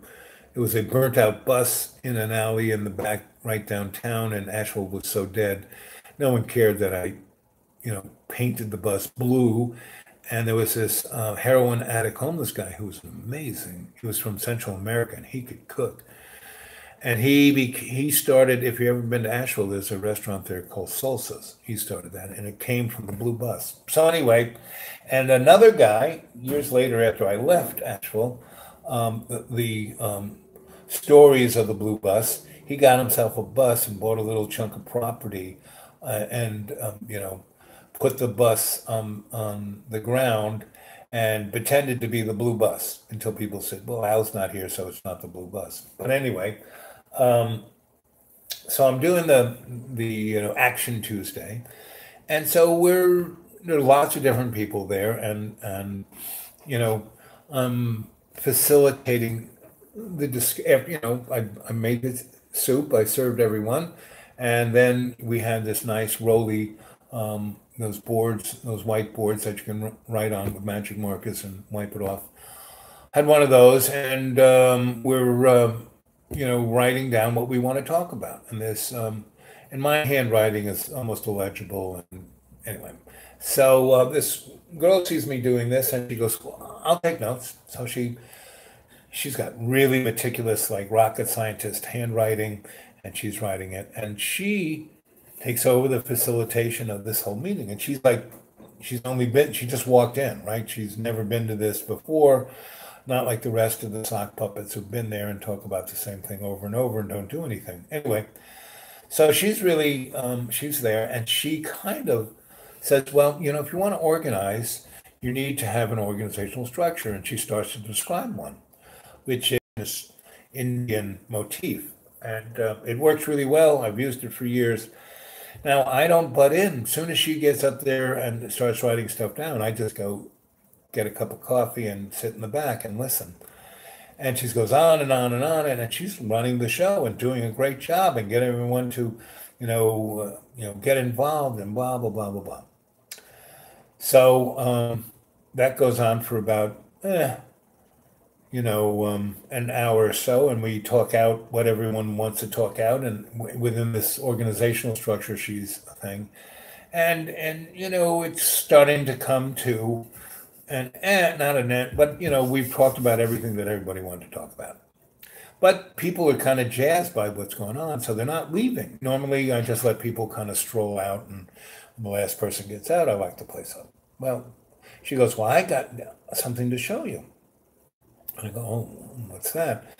And everyone goes, well, what's that? And so she turns the thing over, and she is a endocrinologist, genetic biologist, right? And she was at Duke, and she came up with a cure of cancer, right? Now I studied enough biology and neurosciences and endocrinology to understand. I mean, I've studied virtually every science enough to understand it. Not to be an expert or, say I know everything. But she describes the cures of cancer. And basically, I'll give you a thumbnail. What it is that you would, instead of chemotherapy or radiation or any of that stuff, you would drink not acidic, but alkaline water. You'd have a machine that you would get alkaline water.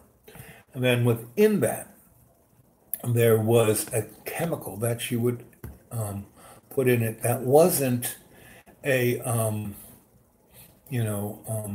poison. It wasn't like chemotherapy. What it was another type of water that was electrically discharged, right? And so you would add it to the alkaline water and you would drink it. And what it would do, because we are these bags of water, it would get into your whole system, and this electrically changed water would go to every cell of the body. And I don't know if you've ever seen imagery, microscopic images of the cell, splitting. When it splits, there's all these like little lightning bolts all around the cell. And when it splits, those little lightning bolts are bringing the genetic information to the RNA of the cell, right? And at that moment, it's when you get blue eyes or this or whatever that cell's going to do. It gives it that information. Well, if the cancer gets in there, it changes that DNA in that cell. So when the next time it divides, instead of having the proper RNA and other proteins in there to make the cell divide properly and healthy, it brings in the cancer. And because it's in the DNA in that cell thinks that cancer is fine. That's what it is. So it reproduces the cancer gene. And then it goes to town, right? And there are things about the cancer gene that reproduce way faster than a normal cell. But when this non-conductive water is added to the process, it dampens the conductivity of the cancer cell being reproduced. It'll let the healthy cell reproduce great, but not the cancer cell. And it's a very simple, non-toxic, very cheap, easily manufactured thing. And so I know enough about this, and people are she's being really scientific, and people are starting to like get bored because it's not about them, right? And they don't quite understand what she's talking about, but I get exactly what she's talking about. So people start to stroll out, and she's still, she's got her back to everybody, and she's really into it, and she's showing how it works.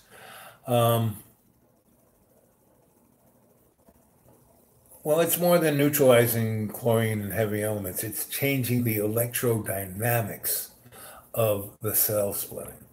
And it's done in a very simple, non-complicated or toxic way. Anyway, so by the time she's finished, pretty much everyone's gone except me. And I'm there taking notes. And so she turns around, it's just me and her.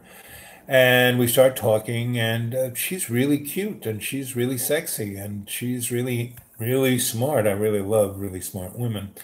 So I say, so what's your name? Let me write it in my little book here. I don't know. You got a phone number?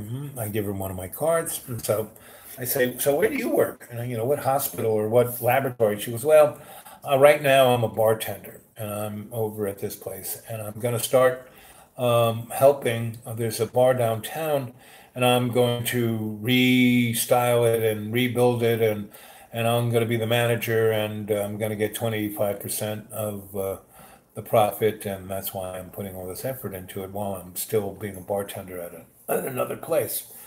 So I said, well, where's that place? I'll come visit. When are you going to work at that place? I used to build restaurants, so I'll come and give me a hand. But I was really sick at that time. I was like got canes and walker. And anyway, so, she gives that, and a day or two later, I come visit. I drive by. There's nobody in it, but one afternoon, I drive by and the lights on and the doors open and I drive in and music's blaring and there she is and she's like scrubbing the fryolator and reorganizing the kitchen and working on the bar and all that kind of stuff. And so I'm keeping her company. And she's got beer on tap, so I'm not a beer, she's only one beer, and I'm talking to her, and anyway, so we're there for an hour, two or three, and we're talking about every kind of stuff, about us growing up, blah, blah, blah, blah, blah, blah. Anyway, so it takes a little break, and we're sitting in this little booth, and she just kind of leans over and kisses me, and she's a pretty good kisser. I'm going, And, she picks up my little hand and puts it on her breast, and she puts her little hand in my pants, and I'm going, And she's like, I don't know, 28. And like I said, she's really attractive. And I'm going, okay. And she goes, do you live at that church? And I go, well, I don't say I do, but yeah, that's where I'm at. She goes, so you need a place to stay? And I go, yeah, I actually do. And she goes, well, I have an apartment and I need a roommate. And I'd love it if you could be my roommate. And I said, oh, let's go take a look. And it was in this part of town. It is what is considered downtown, but not downtown. And it's the downtown town where the market is and all the business buildings that have been turned into condos. So it's that part of downtown that from 581 of Roanoke up to about I don't know 6th Street or City Hall.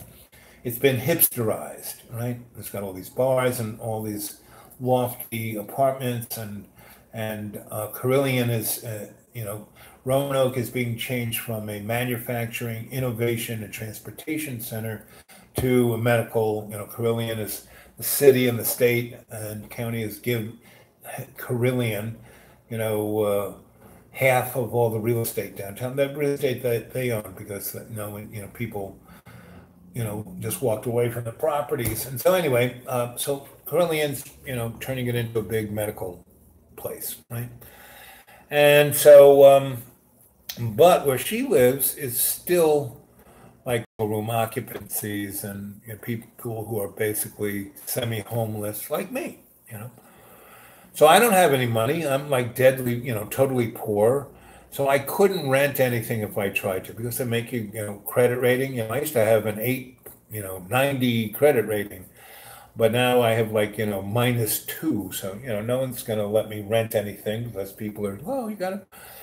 And I'm really sick and I don't really have a job and I'm just barely living on the few dollars that my disability or my, I switched. As soon as I hit 65, I went from disability to Social Security and they gave me $200 less than when I had disability. Anyway, so I barely had any money, but she said, all I want is 200 a month. Well, I can afford that, And she said that includes the electricity, just 200 a month. And I go, sure. So it was 2 bedrooms. It was you can you get the front half, And I go, okay. And so I basically get a friend with a truck, and I go back up to John's, and she goes, "Oh, you're gonna move back in?" I go, "No, John, I think I got a place to stay. I'm just gonna get my bed and move more stuff out, so it's you can have you're complaining about my stuff being in your house. So I basically, you know, grab that stuff and I'll go back to the apartment, and I have a bed and a desk and my stuff, and I'm living there. So that's the second day, and she's very private about her bedroom and her stuff, and I but we hit it off great. We have great fun, and we cook together. And she has totally. So we're living in a house in a part of town back in the day. The upper middle class, the managing class of the railroad lived in, and most of the houses in Roanoke were built by the railroad for their workers. And very class structured, meaning the little boxy things over on the northeast were like for the just the worker drones, but these houses, which were big and fancy, were for the middle management or upper management, and they were close to the railroad tracks. And but over the years, as the railroad slowly stopping the most important thing in Roanoke, they became private homes, and then they became in the '60s and '70s, the redlined neighborhoods, and they went from big houses to single room occupancies where they sliced up parts of the floors into these little apartments. And this was one of the nicer ones because it had a staircase that went up into the attic. And I kind of moved up into the attic so the living room could still be our living room, but I still had, meaning I still had my bed down in the living room because it was sealed and had thermopane windows and had heat, whereas as the attic, not so much. But it had big windows, but old time ones, leaded windows, and it was a little nippy up there. And there was one radiator because water lines went through it and they didn't want them to freeze. So it wasn't like 20 degrees below zero, but the whatchamacallits, the apartment was mostly around 65, and the attic space upstairs was 48. And with a coat and a sweater, and it wasn't so bad. And but it had windows facing in every direction, and so the light came in was great. So I put my desk up there and some shelves with books, and that was my reading and writing space. It had plugs, so I could put a lamp and plug my computer in. And so if I wasn't doing something in a community active way, I was up there and reading and writing, and so it was great. We got along great. We had loads of fun. We didn't quite have sex, but she liked making out with me, and she liked going. Since she was a bartender, she was in that, so all those bars down there. She kind of hung out in, and she had her friends, and they were all gay. And I thought, okay. I was still, as the days went by, and still, I gave her space. And then one day she kind of walked into the living room. I was in bed. I think she might have thought I was asleep, but not really. And she was totally naked, and she had a little penis. She had great breasts, and she had a little penis. And I think she wanted to be, in a intimate relationship, but I never jumped her bones, like ripped her clothes off and had sex with her. We just kind of made out, and I never went between her legs. I was, because man, I'm so old, I hardly have testosterone. Anyway, so, and I kind of roll over and say, and I say, so what's your real name? And she goes, Steve. I go, and she was like Marie, right? And so I said, okay, that's cool. And she goes, so do you want to move out? I said, no, nothing has changed. I'm not, I may not be as, I mean, we cuddled more and didn't feel each other, other as much, So she just, had her own crew, and she would go out and play with them, and or, every once in a while, I usually went to bed around 9, or I'd be upstairs writing away, and she would bring somebody in. So she was, so I spent a good 2 months there, right? And I would have never, and I got involved in the LGBT community because about 20 of them lived in that house, and our neighborhood was the area where all the tricks were turned by these LGBT folk, and there was a lot of this was the most. There were four other very public places of business, with goes around all of that, and the police knew it and kind of just kept it corralled in that neck of the woods because the clientele of this community were mostly priests and ministers, and there were 600 churches in the Roanoke Valley, right? And about 40 of the clientele I knew because I was working at this church, and I was trying to get all the churches work together to help the community. And of all those 600 churches, only 11 did anything to help the community, and none of them had their door open. I mean, our church, because I was there, when I was there, I put a doorbell on and put a little sign on saying, ring doorbell anytime if you need help. And so we were the closest thing to a church that, had access, that people who needed help to have somebody to talk to. And so I was acting more as a minister than the minister guy because he was going to meetings and being the poster child of all the things we were doing, be interviewed on TV and on the, and I had been in that town a long time by this time.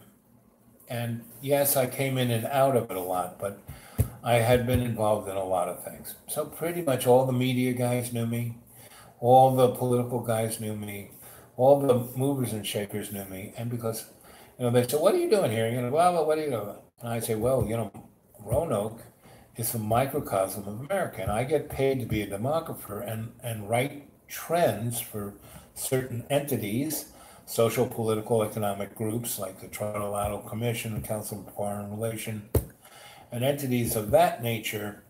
And I was writing things that were looking at trends, long-term and short-term trends that not only were in the United States, but within the dynamic of, Western socioeconomic democracies, not Africa or Middle East, but, Europe and Canada and Japan and Australia, because they all kind of mirrored us, right? And other countries that kind of tried, America was the the boilerplate of, hey, if we're going to have a democracy, we should do it like these guys, their constitutions, etc.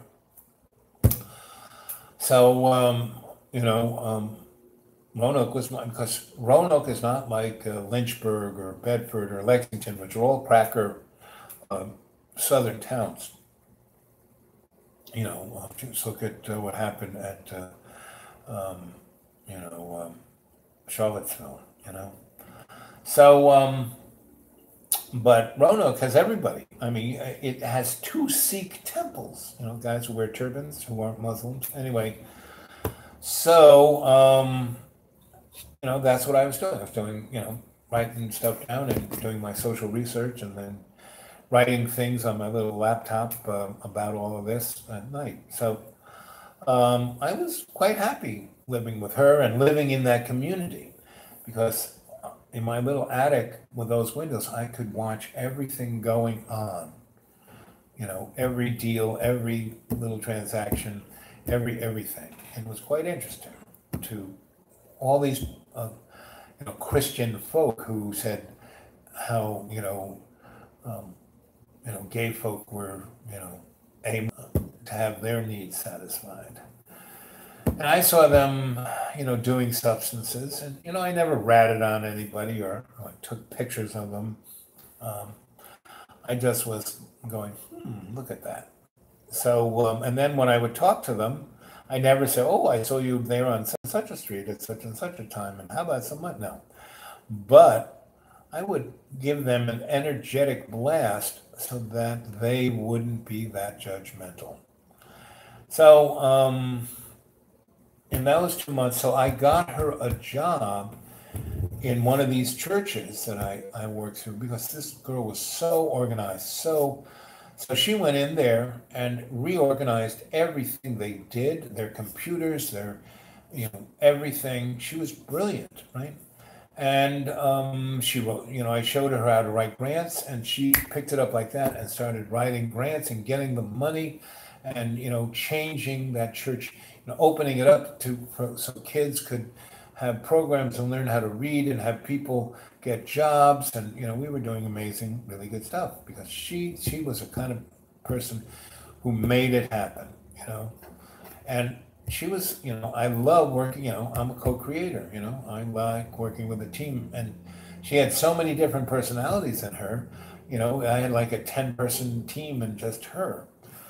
So she's working at this church, and it's like everyone loves her, and she plays the piano. So, instead of taking a cigarette break, she would go into the conference room where they had a piano and play piano, right? Anyway, so everyone's loving her, and it's all really great. And she, we talked about all the difference, and she had been in the military, and she had been, because one day, one evening, we went from the church to one of these restaurants that her and her friends hang out. And I stayed with them and met them and read their palms and brought my runes with me. And I was I became a big hit with that crew. And I don't drink. So, I had my one little cognac, and well, they got shit-faced drunk. And so we walked home. We walked. I left the car parked.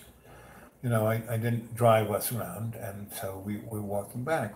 And as we walked back, and we're about a block up to where this house is, we get accosted by a gang, right, who want to mug us, right?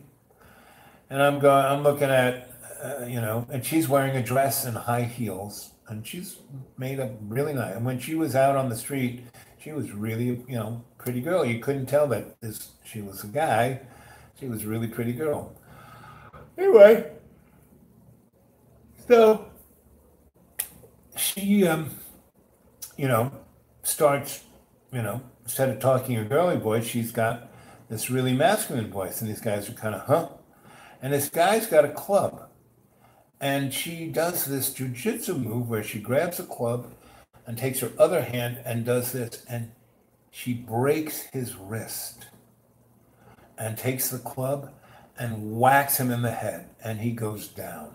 And then she turns around and whacks another guy on the jaw, and he goes down. And she just is like dancing around in her high heels. In one fluid move, she takes out 4 of the 5 guys. And the 5th guy is standing outside her little circle.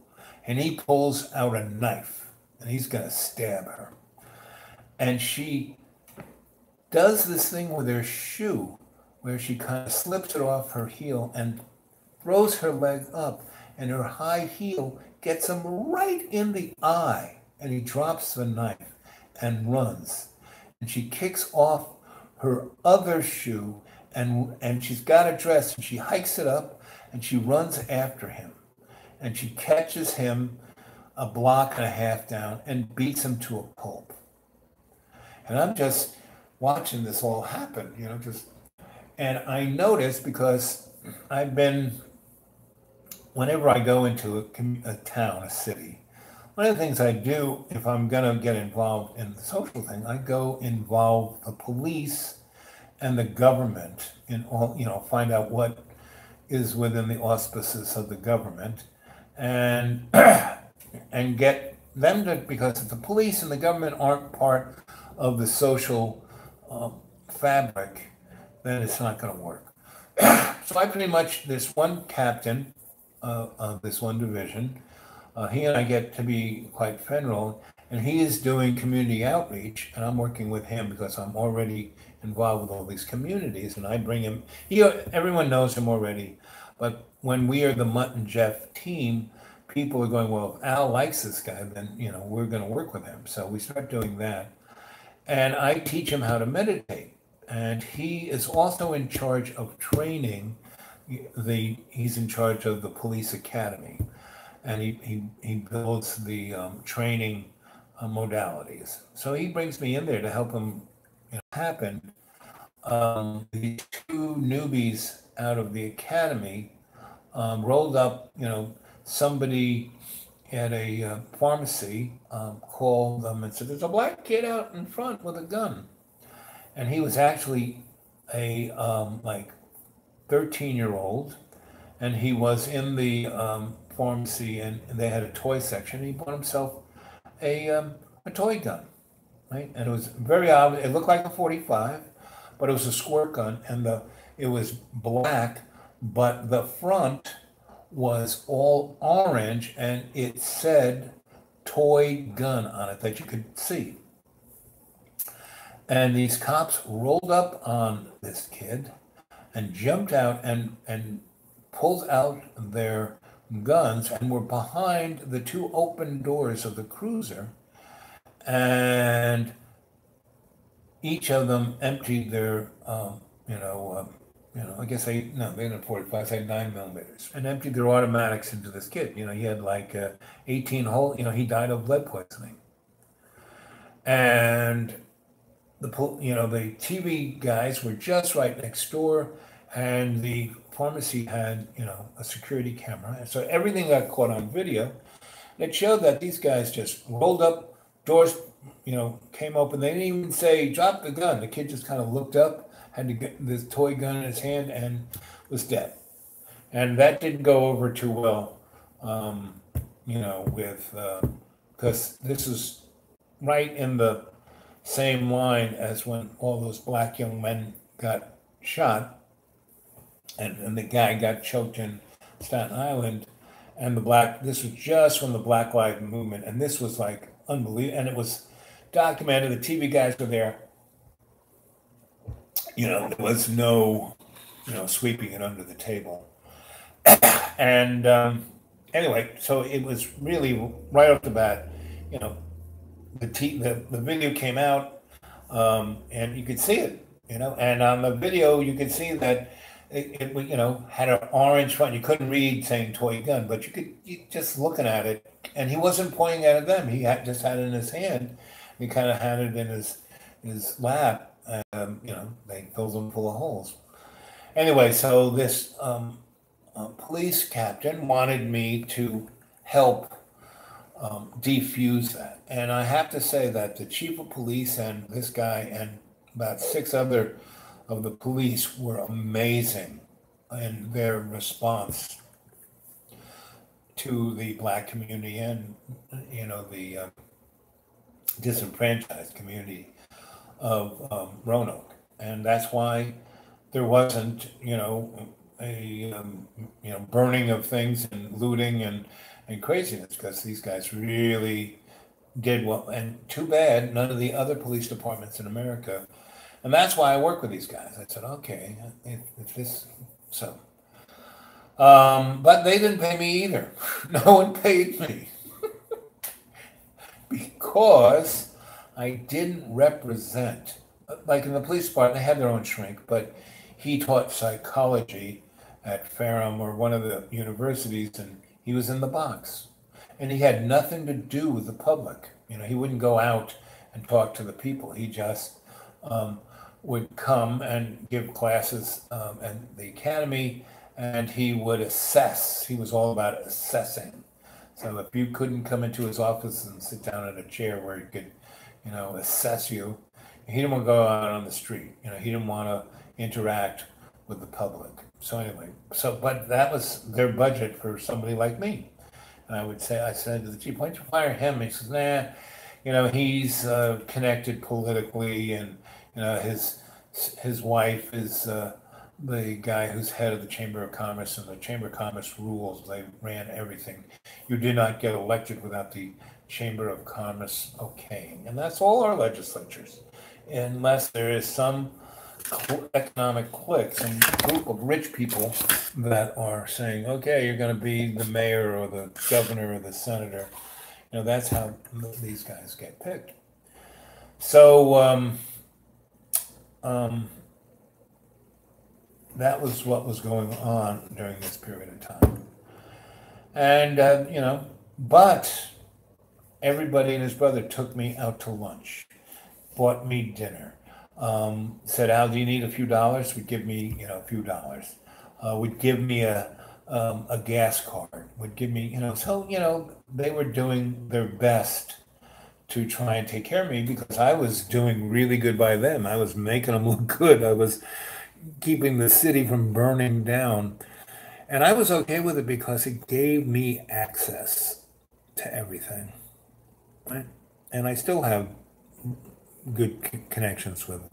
But most of those people that I worked with have retired or moved on or, but, my, who I am is still, even though I'm not there anymore. I mean, when I go back, like the mayor, he's like being pruned for something. If you go to the Roanoke Times of last Sunday, he was 5 pages. So obviously someone is getting him ready to move up the ladder. But, he gave me his, every time he changes his number to his private phone, he, calls up my phone because my phone never changes. And he says, hey, this is my new number. And, he used to call me up pretty regularly and take me out to lunch to the places I like that none of people would see us together. And he would, pump me for what he, so what's going on? How should I look at this? How should I approach that? And pretty much my whole, scholarly life, those have been my customers, of my abilities, are people like that, political people, economic people, groups of, organizational people. So anyway, so there I was in the midst of all of that. And so when my roommate took these 5 guys out, I looked over and there was a cop in this cop car, and he was on the corner, but he was in the dark side of the street. And when she ran down the street, he got out and came over to me and said, Al, you okay? That was the first thing he said, because he knew me. And I said, yeah. And so he then, tie wrapped the guys who were unconscious on the ground, and he called, for backup.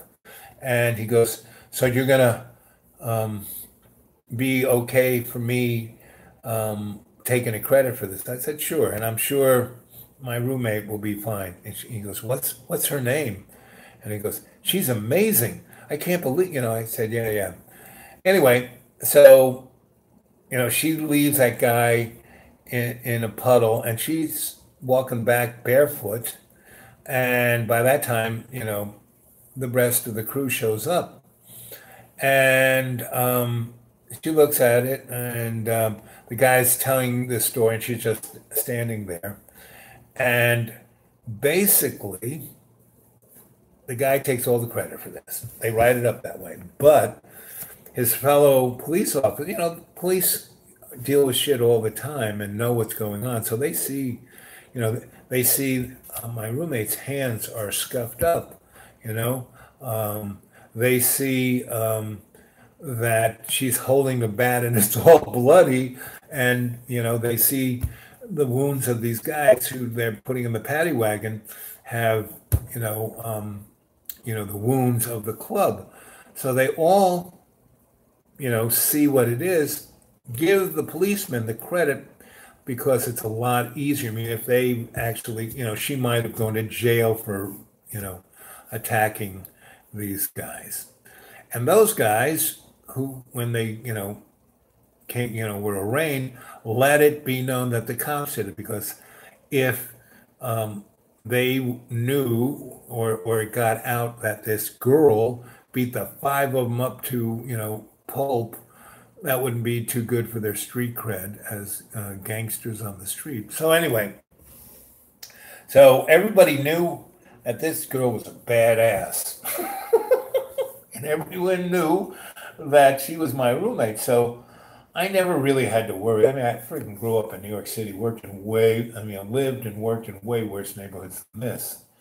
And, but all those gangy and crypt and druggy type dudes, hey, how you doing, So everyone knew me as Al, and knew that I was not a threat, not gonna, yes, I worked with the police, yeah, but I worked with everybody.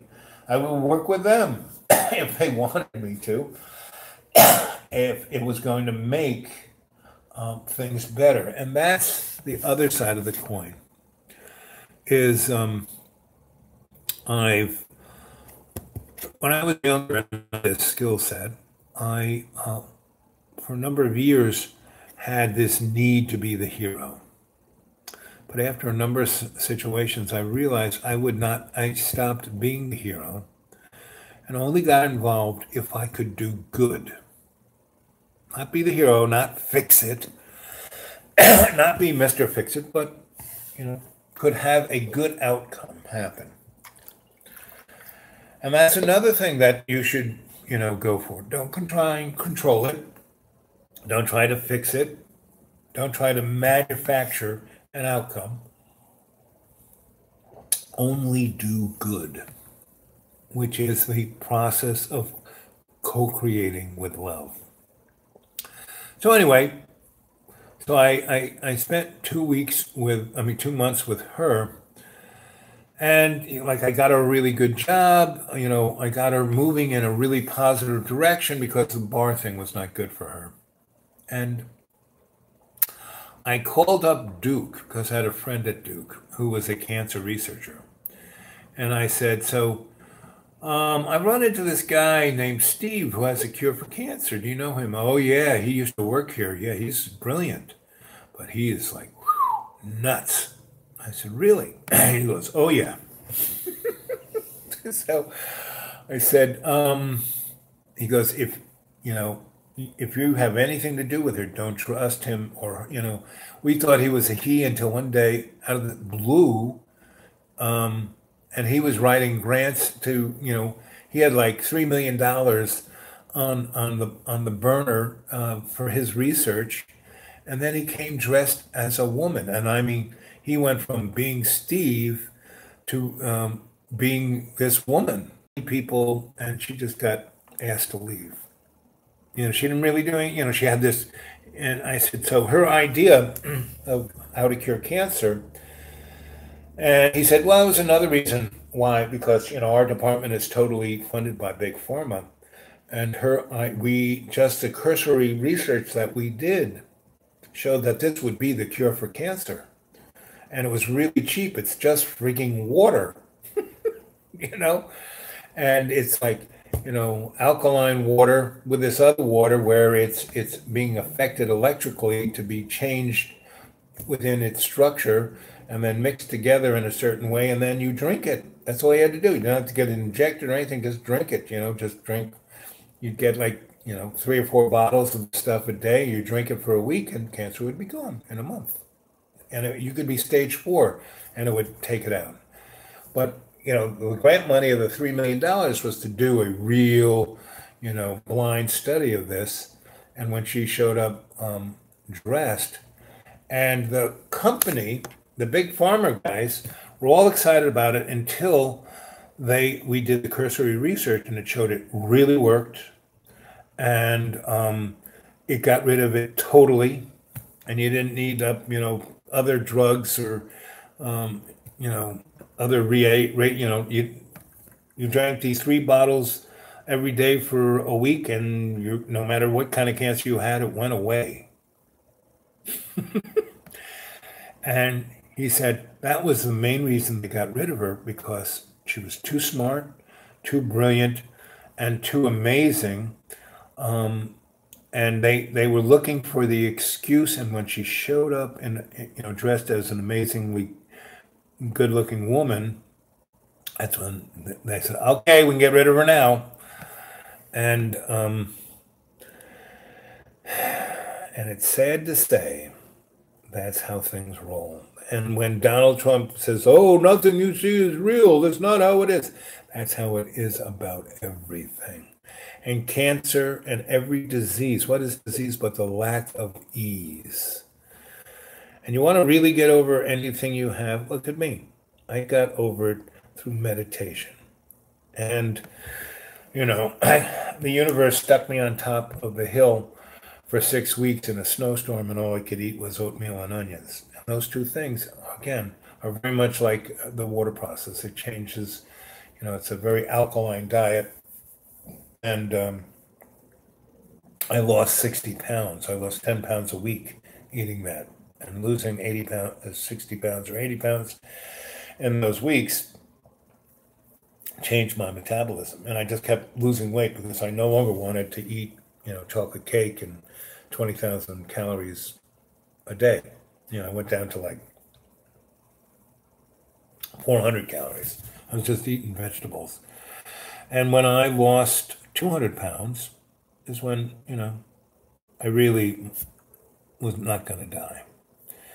And then through meditation, because the pain was so intense, the only way, and I still do, every morning I wake up, I have to meditate for, 3 minutes to an hour. Yep. Yep, exactly. I've read about that, and it's very similar. And these cures have been around forever. So these three live chats have been just a stroll of my consciousness, because I'm heading for the deep green tomorrow, and I won't have any way to talk to you guys. And,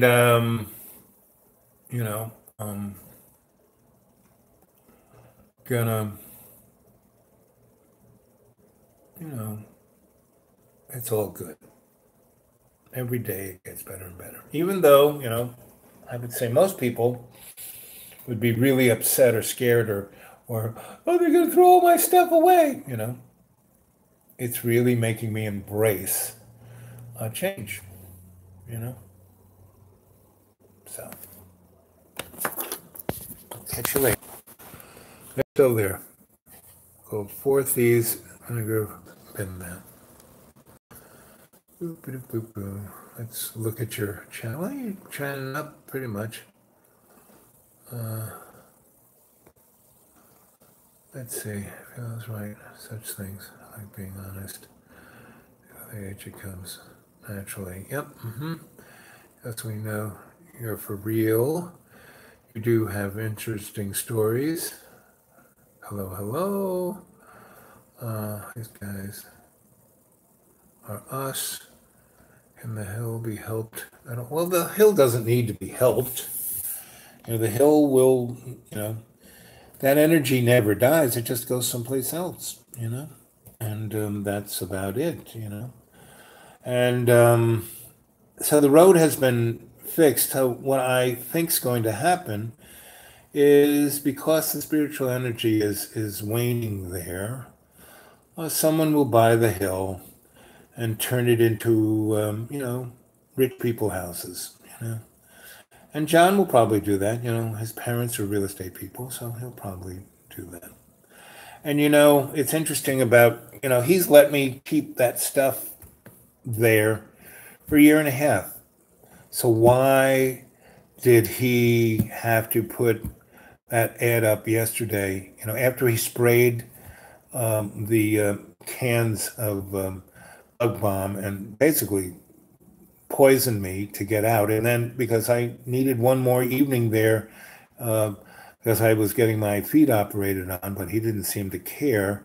He sprayed the whole house with really obnoxious poisons. And he was complaining. He said, I really need to drink coffee because I'm so depressed. I bet you dollars to donuts. He had a bunch of coffee, got really nasty, and wanted to hurt me, and I wasn't there. So he went on Craigslist and said, take this stuff away. And knowing that, it's a lot of my life is there. And he's just going to, throw it to the curve, just like he did me those 26 times. But again, the little story of him the first time throwing me out and me, and John used to call it Burly Boy because he helped me move some stuff out of John's. The last time I had some money to get a renter trunk and take some of it to a friend of mine's barn, he showed up and, he wasn't in a dress or anything, but he had makeup on and still looked pretty good and had great breasts. But he's wearing guy clothes, and he was definitely. And he found a bottle. Steve did, and he kept telling John that, "Hi, my name's Steve. Oh, my name's Mary." He just kept going between the two personalities, and he was drinking. A good chunk because he found, as an electrician, I used to get Christmas presents of really good booze, but I'm not a drinker. So I had, as we were moving stuff out, they kept coming upon boxes of really nice booze. And so, my friend, he just kind of drank half a bottle. So he wasn't going to drive. So he got pretty sloshed and he kind of started hitting on John. And John reacted in such a strange way that you'd almost think John was gay, right? But didn't want to be outed. And look at me. I lived with a gay. More. This guy was more than gay. And I was living in a community of the LGBT everything kind of crew, and it was great because.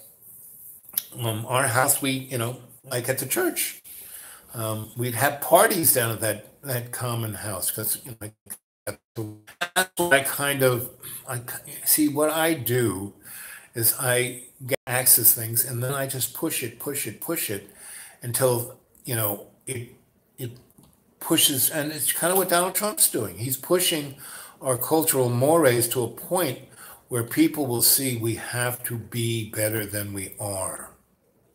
And that's what, we're either going to be, have Nazi Germany here or, the Handmaid's Tale or the Hunger Games or 1984, or we're going to have a better society because everyone's going to wake up.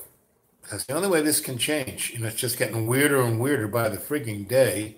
And the media is owned by the power structure that wants to bring some new world order.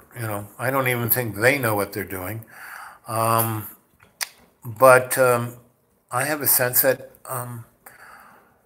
humanity is going to come to its senses and become better, be their better angel. And that's what I was trying to do with the city of Roanoke is get everyone together, get everyone to be part of a community and everyone care about each other. But why, about a year ago, I kind of just said, okay, because I pushed it, and it didn't break. It just wouldn't, bend enough to snap into what would be its better self. I mean, it's still the same old same. Everything is what's happening. And basically, as one of my clients once said, Al, you bring out the best in everyone, but not everyone's ready to be their best. And you are an acquired taste. You can, because you step on people's toes and put your nose to nose and you smile at them and are sweet and nice. You don't aren't mean or cruel or threaten them, but it scares them because they'd rather kill you than change into something better. They'd rather stay. It's like John, for a year and a half, I've tried to assist him to be his better self so he could have a better life, so he could have a life that he could enjoy because he's got a lot of great things in him. We all do. But what is he doing? He's doing the meanest, cruelest, nastiest thing he can do in his mind, and that is because his religion is stuff. So it was okay to have that stuff there for a year and a half, but now the day after I, left, because all I did was, I had packed my car the day before because I already sensed that I may not be able to stay that night there. So, I didn't have to pack anything. I just kind of got in the car and drove away. Even though he was getting to the point where he wanted to scream and yell and jump up and down, and he was blaming me for the garbage. And I mean, all the garbage was his. Why it smelled was he was scared to bring the garbage down to the garbage pails. And so he had like weeks of garbage up there. Because when I was there, I used to take garbage down every Tuesday. And I just said, John, this is your garbage, take it down. And so he said, well, I said, and so he got really upset because he had to take the garbage down and his car smelled the garbage. Well, I always took the garbage down and smelled the garbage. I just opened the windows of the car.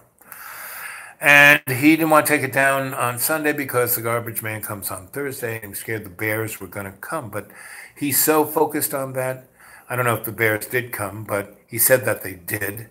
And he blamed me for that. And that's why he said that he wanted to get rid of my stuff. Right? And so he left this message, on my messaging, on my, and said, I'm going to rid of all your stuff. They're going to do it tomorrow. I don't think so. Like I said, I had people who would take it to their stores if it was valuable, and they spent hours picking through it, and they would just take a few things. And he said that he wasn't going to let people pick through it, that they'd have to take it all. Well, good luck with that. And he wanted, because I wouldn't engage in meanness to him, he wanted to be the meanest, cruelest thing he could do, and the thing he thought was, to get rid of my stuff. So anyway, that's the story. And it's 2 hours and 40 minutes. Is that long enough for you guys? This is the longest one I've done that wasn't on John's channel. So, but I, like I said, I had access to this Wi-Fi, and so there you go. And I love you guys. And let's see, it's 2 minutes and 41 seconds. Anyway, so I hope you enjoyed this. And again, you don't have to be sorry, but you can go on John's channel and kind of pull his chain a little bit, because it really, grits his teeth. And you might give him the story of, John, how come you can't be your better self to Al? Why? Al's been so nice to you, and, have supported you. He's your only friend. He's a guy who's always got your back. Why can't you, you don't have to give him money. Just be nice to him, Don't be as cruel as you always are. And if he could do that, then he would be a better guy and he'd have a better life, because he is this, why doesn't he have a girlfriend? Why does his ex-wife not want to be with him? All of the things that makes him miserable is because he treats everyone the way he treats me. He kind of doubles down on me because, I don't treat him that bad, because he's a good guy and he feels guilty about everything. So, one of the best things about being nice to people is like Jesus was very passive aggressive in a lot of ways, and I try to emulate Jesus. So anyway, that's kind of how it rolls. And I mean, you don't have to bother John, but if you feel like it, if you have that Jesus-y kind of passive aggressive thing, you might, and be really nice and say, why aren't you just nice to Al? Why are you always so mean to him? He's always got your back. He's always watching out for you. He's always patient and sweet and, tries to do his best for you. And if it came from other people, it would be good. And, one good thing, you should do, I got a few more seconds. So I have about 6 or 7 videos on my camera that I haven't uploaded, right? Where I can't figure out whether I have or haven't. Before I get out of here tomorrow, I'm going to try and load those guys up. And then I can erase them off my phone and I can make some more new things. And what I think would be really good for you, the audience, is you get yourself a Dollar Tree or Dollar Store or 90-cent, one of those books that are called composition books, that are bound, that you can't rip the pages out of. And watch all of John's videos of me, all of my programming on John's channel, and write down all those things that you see. And watch all of you might watch mine first, and all of the kind of keys to observing things that I talk about, you try to write them down. And then observe John's videos of me, of my programming on John's channel, and write down what you see and feel of them. And then give John some critique, and basically say, critique. I won't tell you what to say. You just give him critique. But do say, why aren't you nicer to Al? Why are you always so mean and cruel? I mean, if you observe that in those videos. Anyway, let's see. It's 2 hours, 45 minutes. So I'm going to sign off at 45 seconds. It's 21:22. So I really love you guys. And you've done a great job of commenting here. And and if you guys can interconnect with you, if we can build this as more of a family, that would be good too. And so I'll catch you guys later. I'm looking at all of these messages. Yeah, you guys put a ton up here.